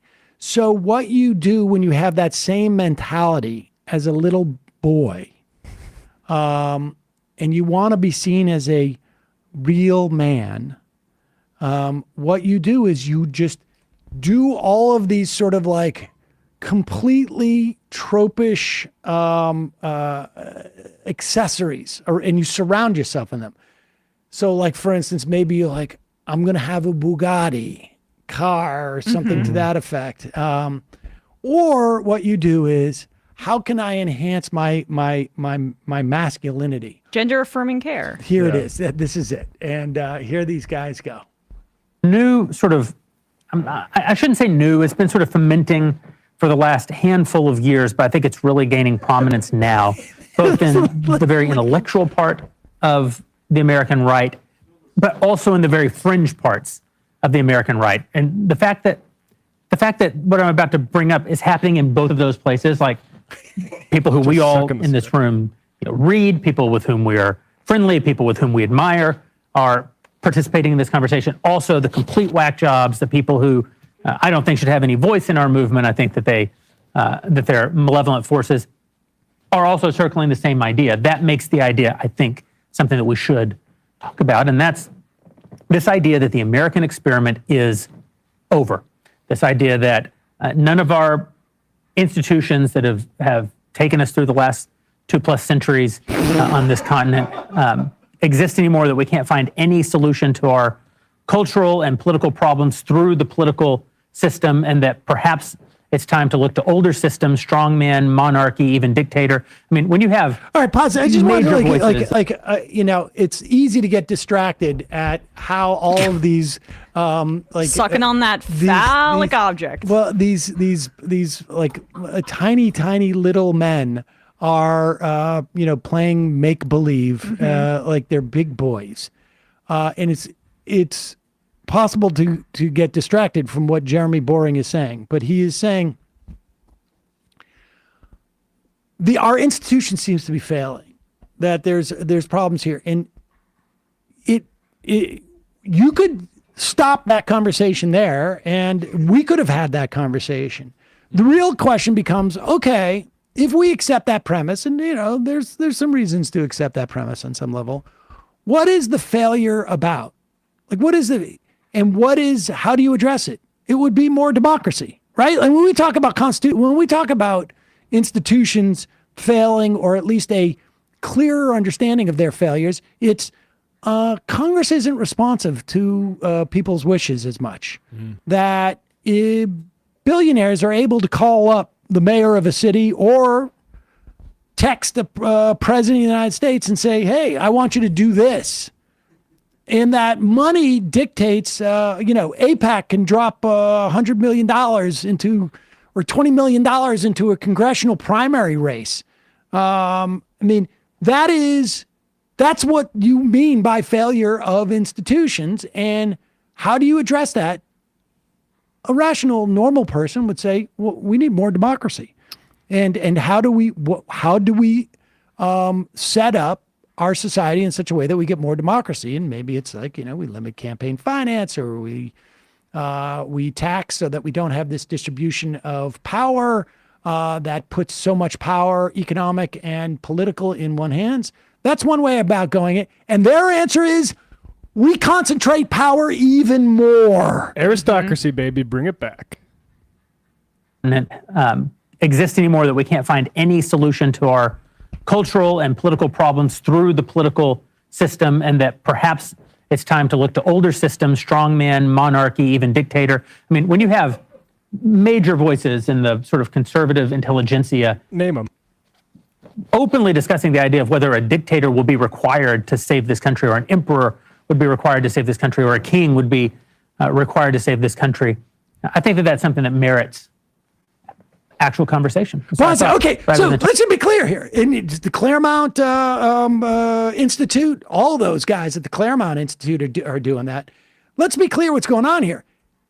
It's not that it merits being addressed, and we need to push back on this movement that's burgeoning in the right. And incidentally, he's even saying, he's talking about the Groypers, because there's a big fight with the Daily Wire and Candace Owen and the Groypers, because, all of a sudden, Ben Shapiro and Jeremy Boring are like, oh, wait a second, they're talking about Jews. That seems somewhat problematic. Why are my replies filled with Christ is King? I didn't realize that we just thought we could be racist. We didn't realize that this would involve Jews. When has that ever happened? And so despite the fact that they know this is also being embraced by people who want to be authoritarian and also sort of get rid of the Jews. They're like, we need to consider this. We just want to do it the right way. Here we go. Well, I just want to say this is the new way that the right is kind of moving, right? Gone are the days, I think, of the branding of the Bush era, or the neocon orthodoxy being the thing that they put to the forefront. And this almost flag-waving patriotism of this, because there's nothing more anti-American than what they're saying right here. The rosiest picture of us declaring independence from Britain was in part because we wanted to get out of a monarchy and to develop a republic that had some democratic elements in it. So this is extremely anti-American, and they're not even really shying away from that. I think 20 or 30 years ago, conservatives would be saying screw the monarchy, right? But maybe not. I don't know. But this is more this is Steve Bannon's vision taking over the Republican Party. It's Orban, it's Bolsonaro, it's Trump, it's Modi. This is the future of far-right politics in the world. There's a strain of conservative thought, the Straussians, who perceived a dynamic where really the elite are basically the parents and need to be doing this. But these guys are now making it a popular movement for a dictator. I wonder what they see on the political horizon where they may want to till the ground for this idea. Who might that person be in the future? But let's continue. Emperor would be required to save this country, or a king would be required to save this country. I think that that's something that merits actual conversation. So I thought, rather than talking about the latest stupid thing Joe Biden said, or the most salacious details from the Trump trial, although they are fun to talk about, let's talk about something that we can only talk about when we're together. Let's get to the deep stuff. So, Michael, you're a monarchist. Yeah, well, they tie in.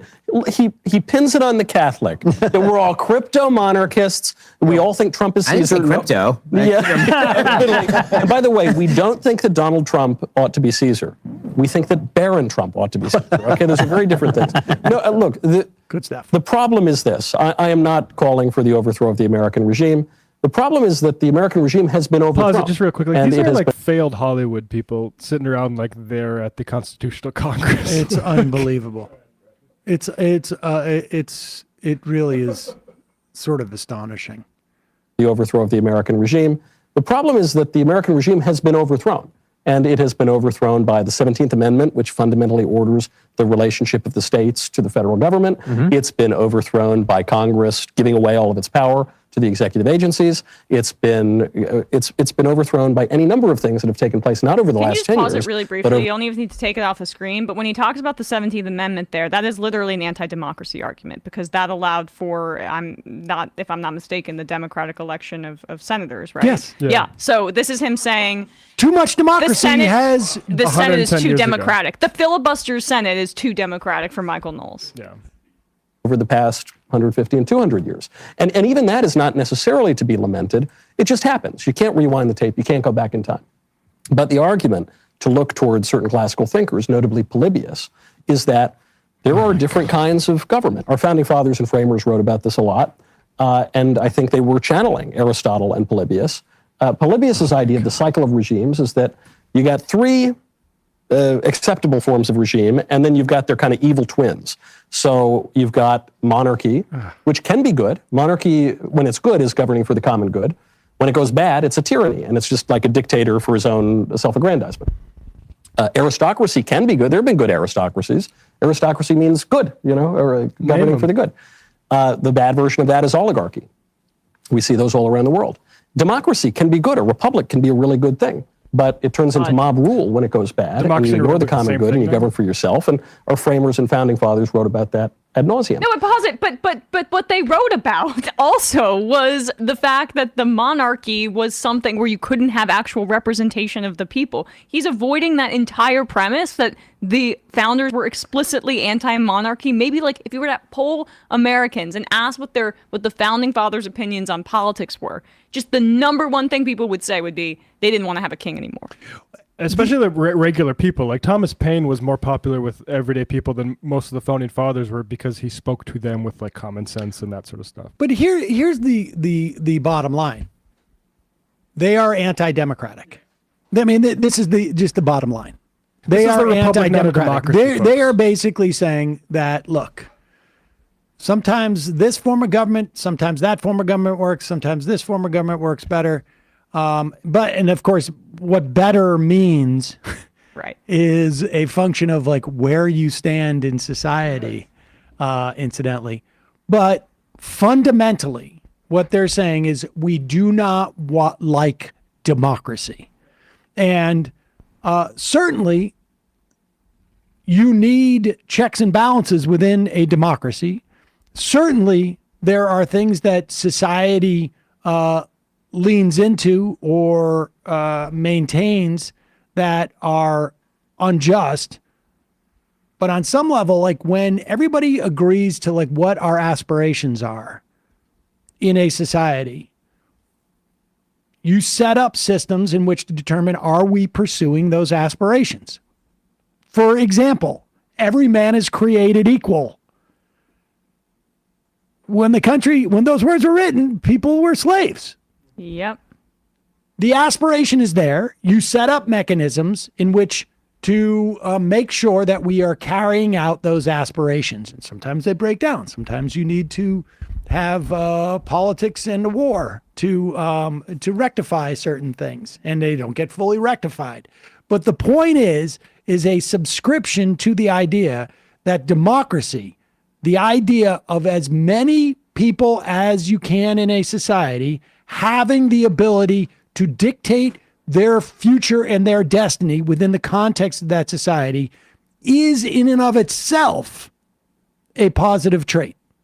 And these guys simply do not subscribe to that. They don't notion. believe that. They don't believe in government, right? So government, a good test of government's health is its responsiveness to the people, right? And they see that it's become less, it's because that it's not sufficiently responsive, and they think, let's make it even less responsive so we can just have a sole person making decisions and what's good for the rest of people, a strong man. I'm not even convinced that they believe that it's less responsive to the people. I think they just think it's less responsive to them. Oh, yeah. Like, I think they do see the problem with, like, there's too many, and who might those be? Too many people are getting too much of a say in our society. Too many wokes. Exactly. Yeah. It's exactly what it is. It's, for a long time, we were able to run everything. We look around this room and we would represent the diversity of where we would be on every other channel and to every other context and every other format. There would be different types of people. There would be a bald guy, and then a young guy, and then a guy with a beard, and then a guy in a sport coat. And that would be the diversity that you would have. And now it's just off to the races. Go ahead. So the question is, where are we in that cycle of regimes? Unless you believe that America just paused history, if you really believe we've as Fukuyama, at the very least, is caricatured as having said, that we've reached the end of history and it's over and liberal democracy. I'm sorry, won and, who said that? Francis Fukuyama. Okay. Having said that we've reached the end of history and it's over and liberal democracy won. And unless you think history is really over, then you do have to entertain the possibility that something will come next. Yeah, well, I mean, I don't know who those guys are that you just mentioned. Yeah, there's some buddies of mine from New York. Polybius? Okay. Yeah. I'm kind of. Wait. I agree almost with the diagnosis of the people you're talking about, Jeremy. That I do think that the institutions are fundamentally broken. And I don't see any political solution to it. But I also don't think that a dictator is the solution either. So essentially, we're just screwed. Is where I land on it, I guess. I might have. Anybody watching this is sniffing just farts, just straight sniffing farts. They actually, after this, they actually try and sell it bottled. The Daily Wire, the air. Mm-hmm. Oh it my smells God. crazy.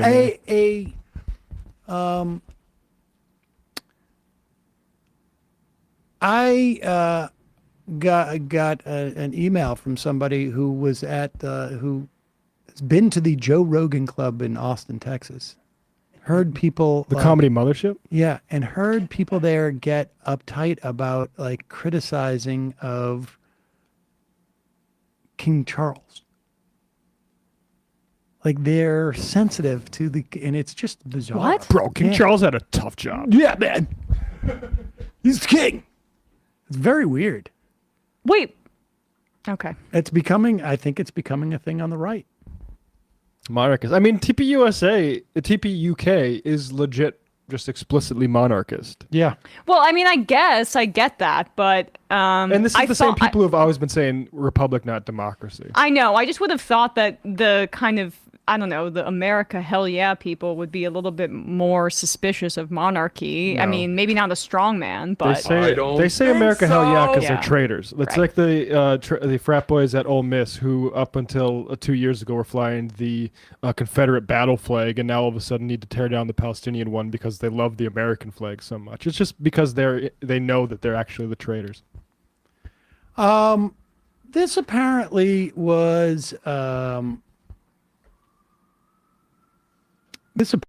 was sort of reported, I guess, in like right-wing circles prior to this because somebody had a source at the Daily Wire.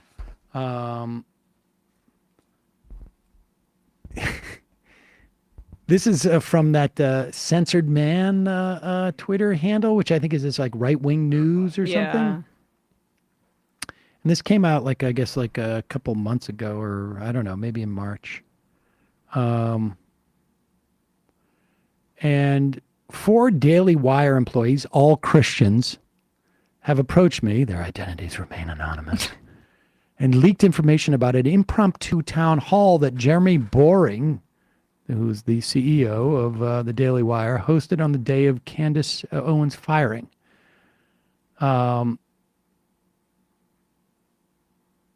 The town hall was led by Boring, with Andrew Clavin repeating many of the corporate talking points on his show next day. We're going to show this Clavin guy. The 4 employees told me that the town hall attempted to, quote, all in caps brainwash the employees present into believing that Candace was, in fact, an anti-Semite.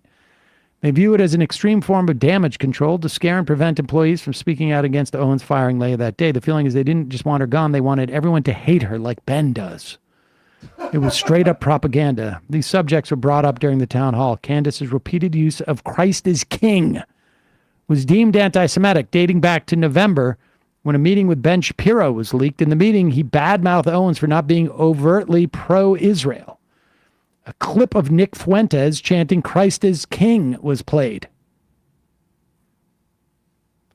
A clip from Owens on Fresh and Fit was played where a ka-ching sound effect was heard in the background. This was an attempt to associate her with the stereotype that Jews love money. I don't know what Fresh and Fit is. They were on Tim Pool. I can't remember what Tim Pool's like. You guys are alpha guys. Yeah, don't worry about it. Supposedly, some employees are planning a lawsuit against the Daily Wire. Feeling intimidated and threatened by the meeting, they also, because of what they believe is an attack on Christianity at the company. Yeah, well, it sounds pretty serious. I don't know if this stuff is happening there or not. It's just like, this is the milieu in which they are dealing with. And here is that guy. Where did this guy ever come from? I mean, I know he's been around as some slime pit. Andrew Clavin. Like, what was what? He looks like he crawled out of some radioactive He's a waste. nasty piece of work. I remember, I'll try to look up some of his history, but I just know him as very unpleasant, even for Daily Wire standards. Here he goes.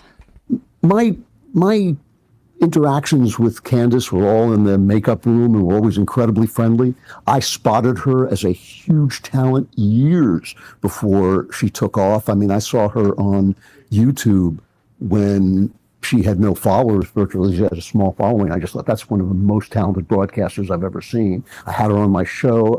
I told the Daily Wire to hire her, which they didn't, which cost them a lot of money when they hired her later. So I don't have any feelings about her whatsoever, and it's not a personal thing, and it's also not even, I don't even know her heart or what's in her mind, so I'm not attacking her at all. But there were things going out over our air that she was saying that were being at least received, I have to say, as being deeply anti-Semitic, so that Nick Fuentes, who is a virtual Nazi, I mean, there's no space between him and what a Nazi would be saying, was praising her to the skies. If Nick Fuentes praises me to the skies, I go out and say, no, I'm not on your side. I don't know what you mistook, but there was nothing coming back. And so it was becoming uncomfortable to be on the same, station, the same venue where that stuff was coming out. And so without ever having any kind of personal animus toward Candace, or even knowing what it was she intended. I'm not even saying that was, how she intended it to be received. It simply became impossible to have a good feeling about this place that I helped build and that I love very much and that I'm very proud of, as an entity. And it was very painful to have that kind of stuff coming out over the air. And I did not want Nick Fuentes. I don't want Nick Fuentes' praise. I don't even want, I don't want him to have a happy day because of anything that I said. And so that was my basic reaction. And in Pause that it for a second. Matt, will you just help remind me of this? I get the idea that, maybe you got to just look into yourself and see, if we're getting praise from Nick Fuentes, a Nazi, maybe there's something going on that seems a little problematic. Because, Fuentes is, I think, a self-avowed Nazi or... white supremacist. He's saying J.D. Vance, most recently said J.D. Vance can't be trusted as VP because he married a non-white person. Oh. And now, putting aside Nick Fuentes' hypocrisy in some areas, I know he's very homophobic or spouts homophobic things. Right. I mean, hypocrisy is not, people don't get too riled about that, but that's not my point. My point is, do you remember that time where Ben Shapiro said, I need to step back and look at myself in the mirror about what I'm saying, because what I have said in the past was lauded by someone who went on a killing spree in Canada. I mean, do you remember that segment where Ben Shapiro did that? Yeah, I don't remember that. That might be on the now paywalled list of things that he apologizes for, but I don't remember seeing it on there. I'm pretty sure that it wasn't added later. And what was either. that? He inspired mosque shooter. It was a mosque shooter. Interesting. And I remember when he. Oh no! Wait, maybe I'm making that up. You he might be. never actually came out and said, "Hey, it's funny." Maybe it's just this guy Clavin has a. Quebec City, Alexander Bissonnette obsessively checked in on the Twitter account of one Ben Shapiro. Interesting. You know what this Got a feels... good day because of some Ben Shapiro tweets, it seemed like. You know what this feels like to me is Andrew Clavin, I would say, of the main Daily Wire hosts here, is not necessarily the most well-known, not as well-known as Matt Walsh, not as well-known as Michael Knowles. And boss Ben Shapiro is very angry at Candace Owens. So this is a good opportunity for him to get two warm bodies in front of him who just stare blankly back as he talks to them, to suck up to the boss publicly and basically be like, hey, I'm on your side here about this Candace stuff. That's what it feels like to me. Yeah, I wonder if he doesn't have like a piece in the company too. That might be it too. Because I think Knowles is probably the one to keep an eye on that's the most close to Candace Owens also. Ideologically. And like personal friendship wise, like went to her wedding, I believe, in the UK and stuff like that. So interesting. Something to watch. Is there any more that's worth this? Sure. And so that was my basic reaction. And in that was involved the fact that some of this was being phrased in religious terms. And one of the ways this was happening was the phrase "Christ is King" was being used as an anti-Semitic trope.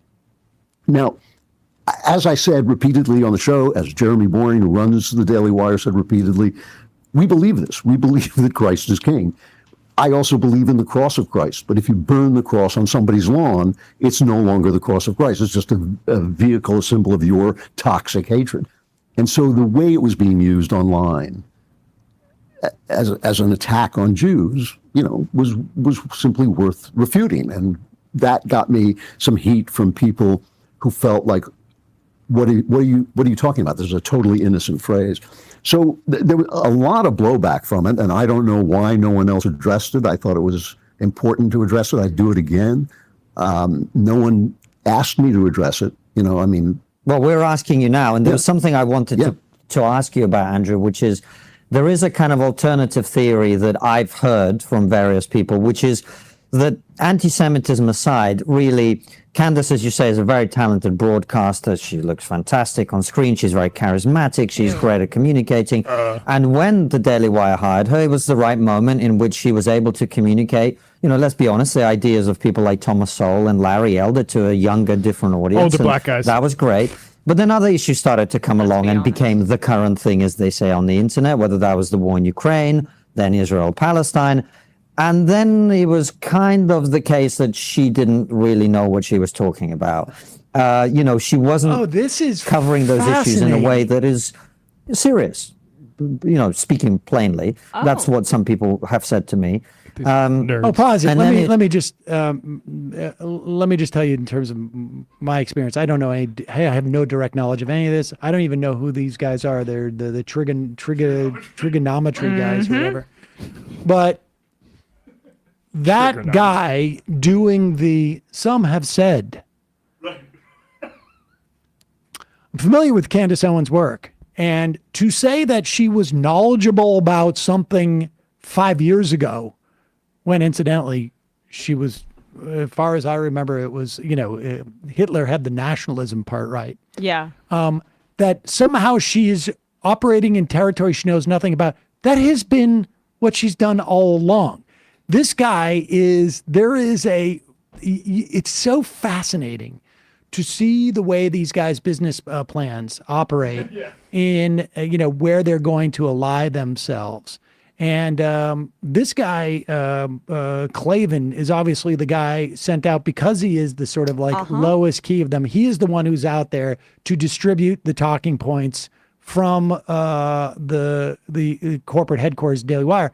And obviously these trigonometry guys they're on board with this as well. It's fascinating. Just a little color for Andrew Clavin. This is something he wrote about a period or said about being in Memphis. I wanted to see jazz clubs, and I was told in my hotel you can't go there at night. And I said, well, who's going to a jazz club during the day? And I took a walk there to see the area where the jazz clubs were, and I was afraid. I was afraid for my safety. A lot of lurking, sullen, baleful, thuggish people, all of whom were black. And I think all of us know that there are many, many neighborhoods in urban cities and urban areas that are black neighborhoods that are bad. They are bad neighborhoods, and many of these neighborhoods are dangerous. And there's a whole subculture, because of a lot of black people, thank heavens, have moved out of that subculture. But there's a subculture of places where you don't want to be because they're black. So that's Andrew Clavin. And they basically are just saying she outlived her usefulness. I mean, that's the reading between the lines here. Well, but they're trying to make it like it's exactly. Well, and she's the only female host, and the condescension there,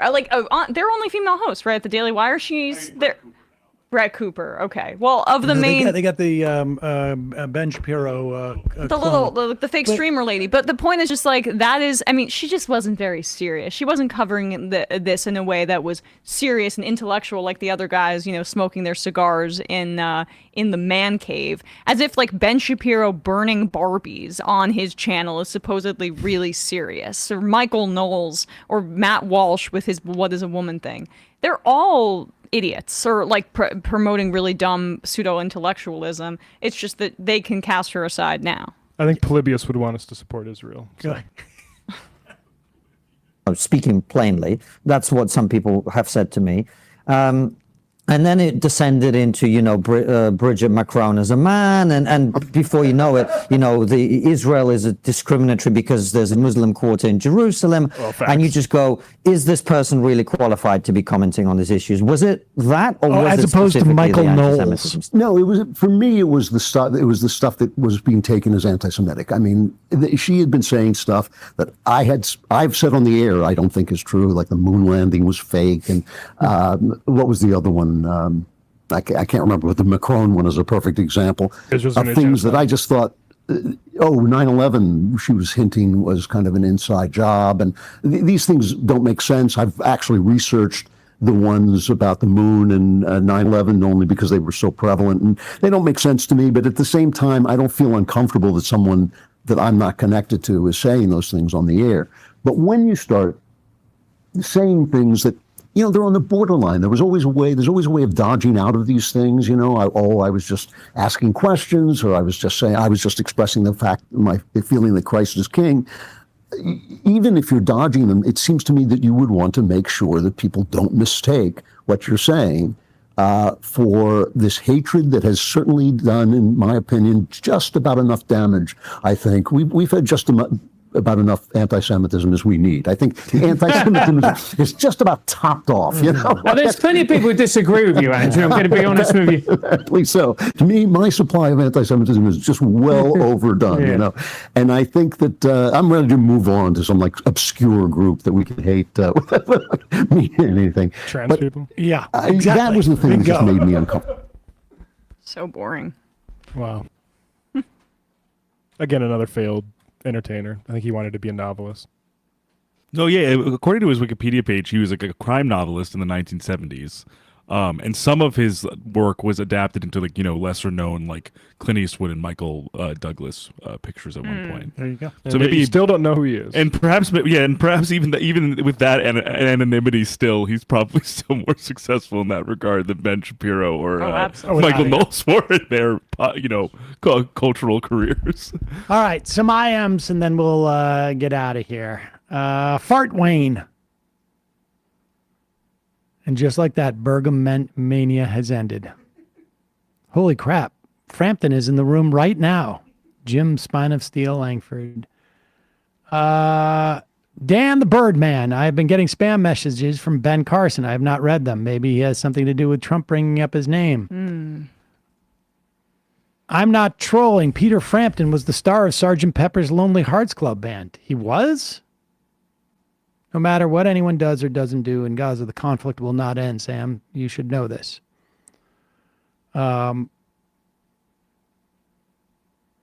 Ohio, no. I'm a newspaper reporter in Ohio. There was a cop that was killed in one of my cities, and they're using his death to tell the public not to question their actions. Is this normal? I don't know the details. Maryland Mailman. While Sam is gone, President-elect Trump will storm the White House and begin his dictatorship. They'll be checking papers and political beliefs when you return. Fat Taibbi. Sam, take the whole crew and do the show from the damn cruise ship, you coward. You'll be all afflicted with intense norovirus diarrhea by the end of the week. The wet cruise, I think. It's not the internet reception's not good there, but I will try and do maybe a call in. I think I tried last time, but You'll have to upload it. You won't be able to go live, I don't think. It's like that, it's almost like airplane Wi-Fi, right? Because it's I all think from a it's worse. satellite. Yeah. It's worse. At least, 12 years ago. It's pretty it was bad. worse. Yeah. Commie Tree. Petition to pool money together to buy the Alan Dershowitz a free helicopter ride.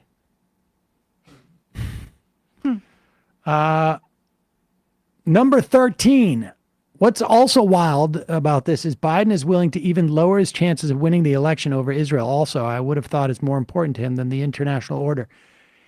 He doesn't think it's hurting his chances. I don't think he thinks it's hurting his chances. I actually think that he thinks it's helping his chances.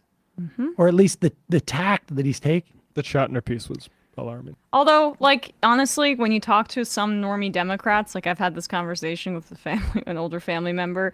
What do you mean? He's trying to help the people of Gaza. He's trying to help Palestinians. So that's what they're hearing on MSNBC. I do think David Klein put it well. If Biden can win without them, the people protesting, then there's no need for this sort of piece. The piece Brian Butler wrote. If he can't, maybe he should stop the genocide. That's what I get. If you think that we're so meaningless that it won't hurt him in the election, then let people protest the genocide. Would be my advice.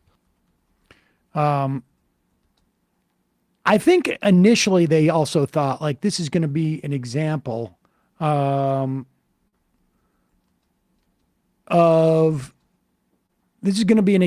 his leadership, and it just didn't work out the way that he wanted to. Leadership would be nice from somebody.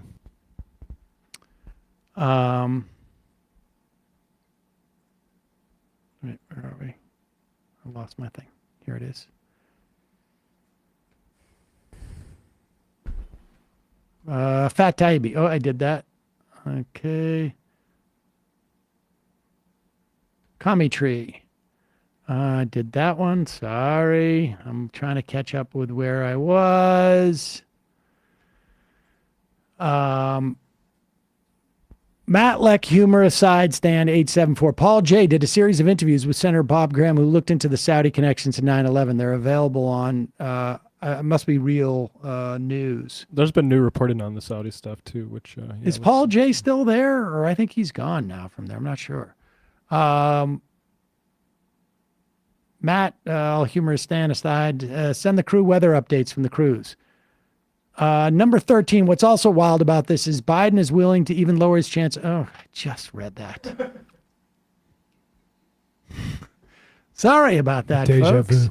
vu.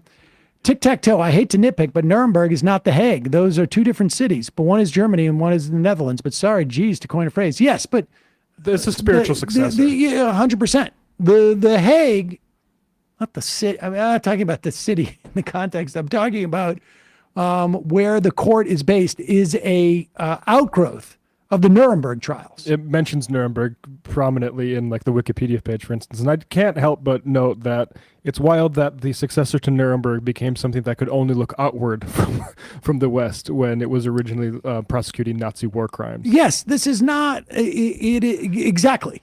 I mean, this is the point is not that it's geographically the same place. The point is that it's in the same way that the UN is gosh, what was the first? League of Nations. League of Nations ultimately became the sort of framework and forerunner of the United Nations. OSS was the CIA. And when exactly. when we watched the Kareem Khan ICC prosecutor talk on CNN, he said also with the ICC that this is the legacy of Nuremberg. Yeah. Yes, of course. John from Texas. Sam, Secret Base made an awesome documentary on the Reform Party. Have you seen it? No. Did you see GOP nominee for North Carolina governor is being investigated for using his wife's nutrition nonprofit as a slush fund? Same guy railed against government freeloaders. Amazing. Golden Oyster Cult. Ilan Pappé has 2 audiobooks available to download, including included with the Audible membership. No credit needed to cash in. Oh, nice. Ethnic Cleansing in Palestine, the biggest prison on earth. If you already have a membership, you can download it without using credit, and it's a great place for people who want to learn more to start. Nutty Dan. Matt, more of a rap beef guy than a music guy. Sam Harris is like the wealthy benefactor podcaster. He called into the New York Times Too Woke and another podcast supporting the genocide. All right, 5 more. Christo.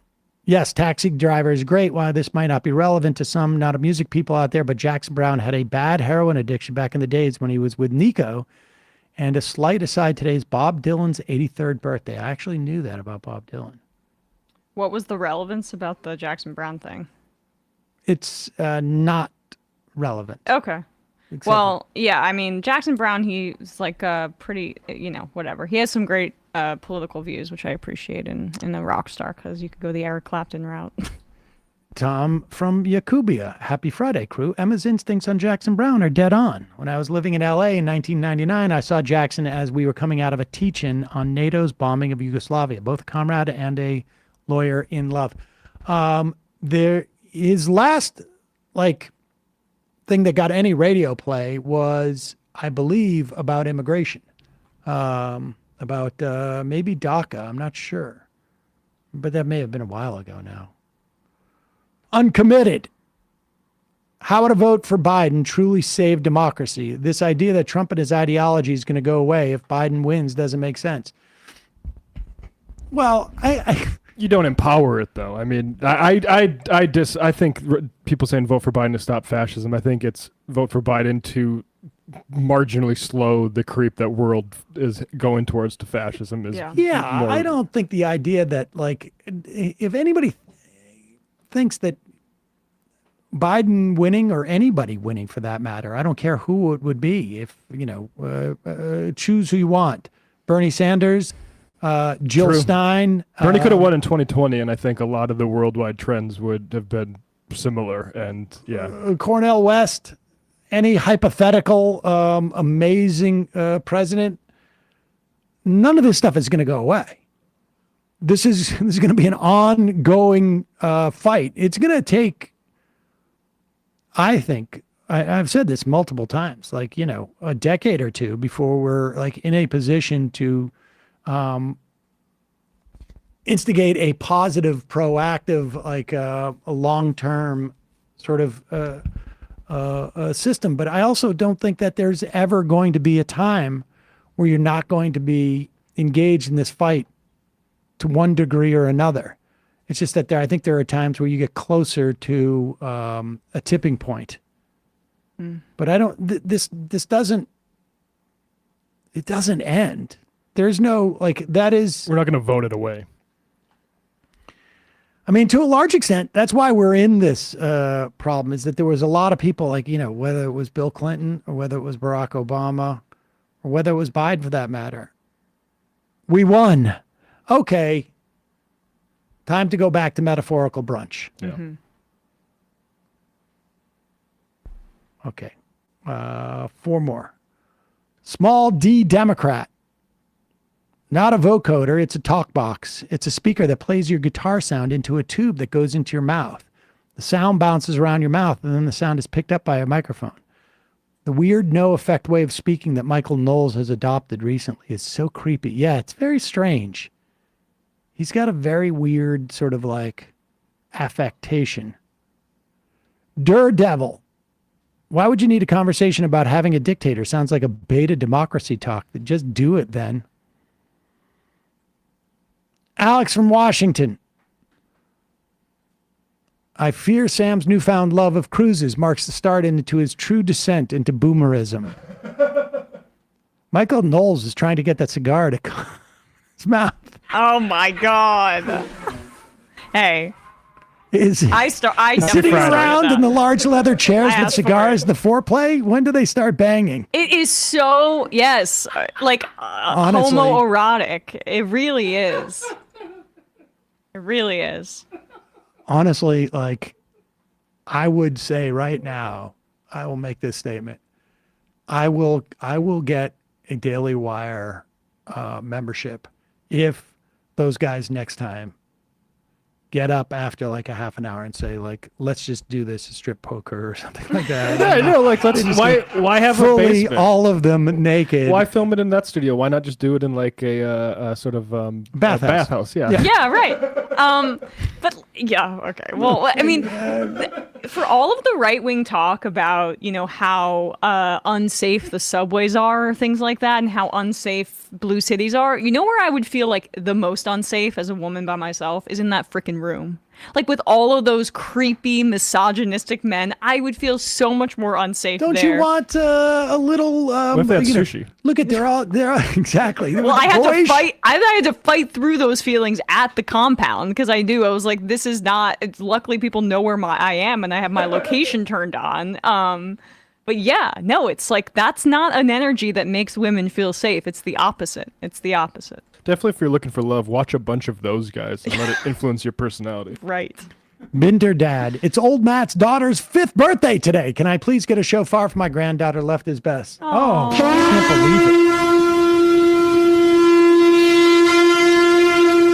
believe it. Wow. All right, and 2 more. Hitchens Ghost. Happy Friday. Young gentleman who called a week or so back had the guns question all wrong. The AR-15 or the M4 civilian counterpart, same damn gun, is extremely accurate and lethal. There's too much to say on one I am, but if you're not, I'm in 405. Give my 2 cents. I have fairly vast weapons knowledge and bona fides. By the way, the AR might be a small caliber, but it shoots very fast with deadly accuracy and firepower and double the capacity of basically a regular 22. It's totally absurd to make that argument. I know every gun nut argument top to bottom because I used to make them, and I'd be happy to share the defeaters for them all. In my not so humble opinion, great work as always. Left is best. Sorry, well, I'll have to wait for that call next week. And the final I am of the week. Dago Lefty. I've never seen a blunt rotation comprised solely out of people that have been kicked out of other blunt rotations. Well said. Bradley, Matt, Emma, great job this week. Great job, John Aarons and Dorsey, Maria, and Chris and Isaac and Kyle as always, and Julie and Kelly and Corey and Jacob. Folks, we'll see you next week. It might take all the strength I got to get to where I want, but I know somehow I'm gonna get there. I wasn't looking when I just got caught between the truth and the light bar, but finding out won't make me feel any better. Yeah, I know the clock is ticking, but the meds are gonna kick in, and my pilot light shining bright. I guess somewhere the choice was made for the option where you don't get paid.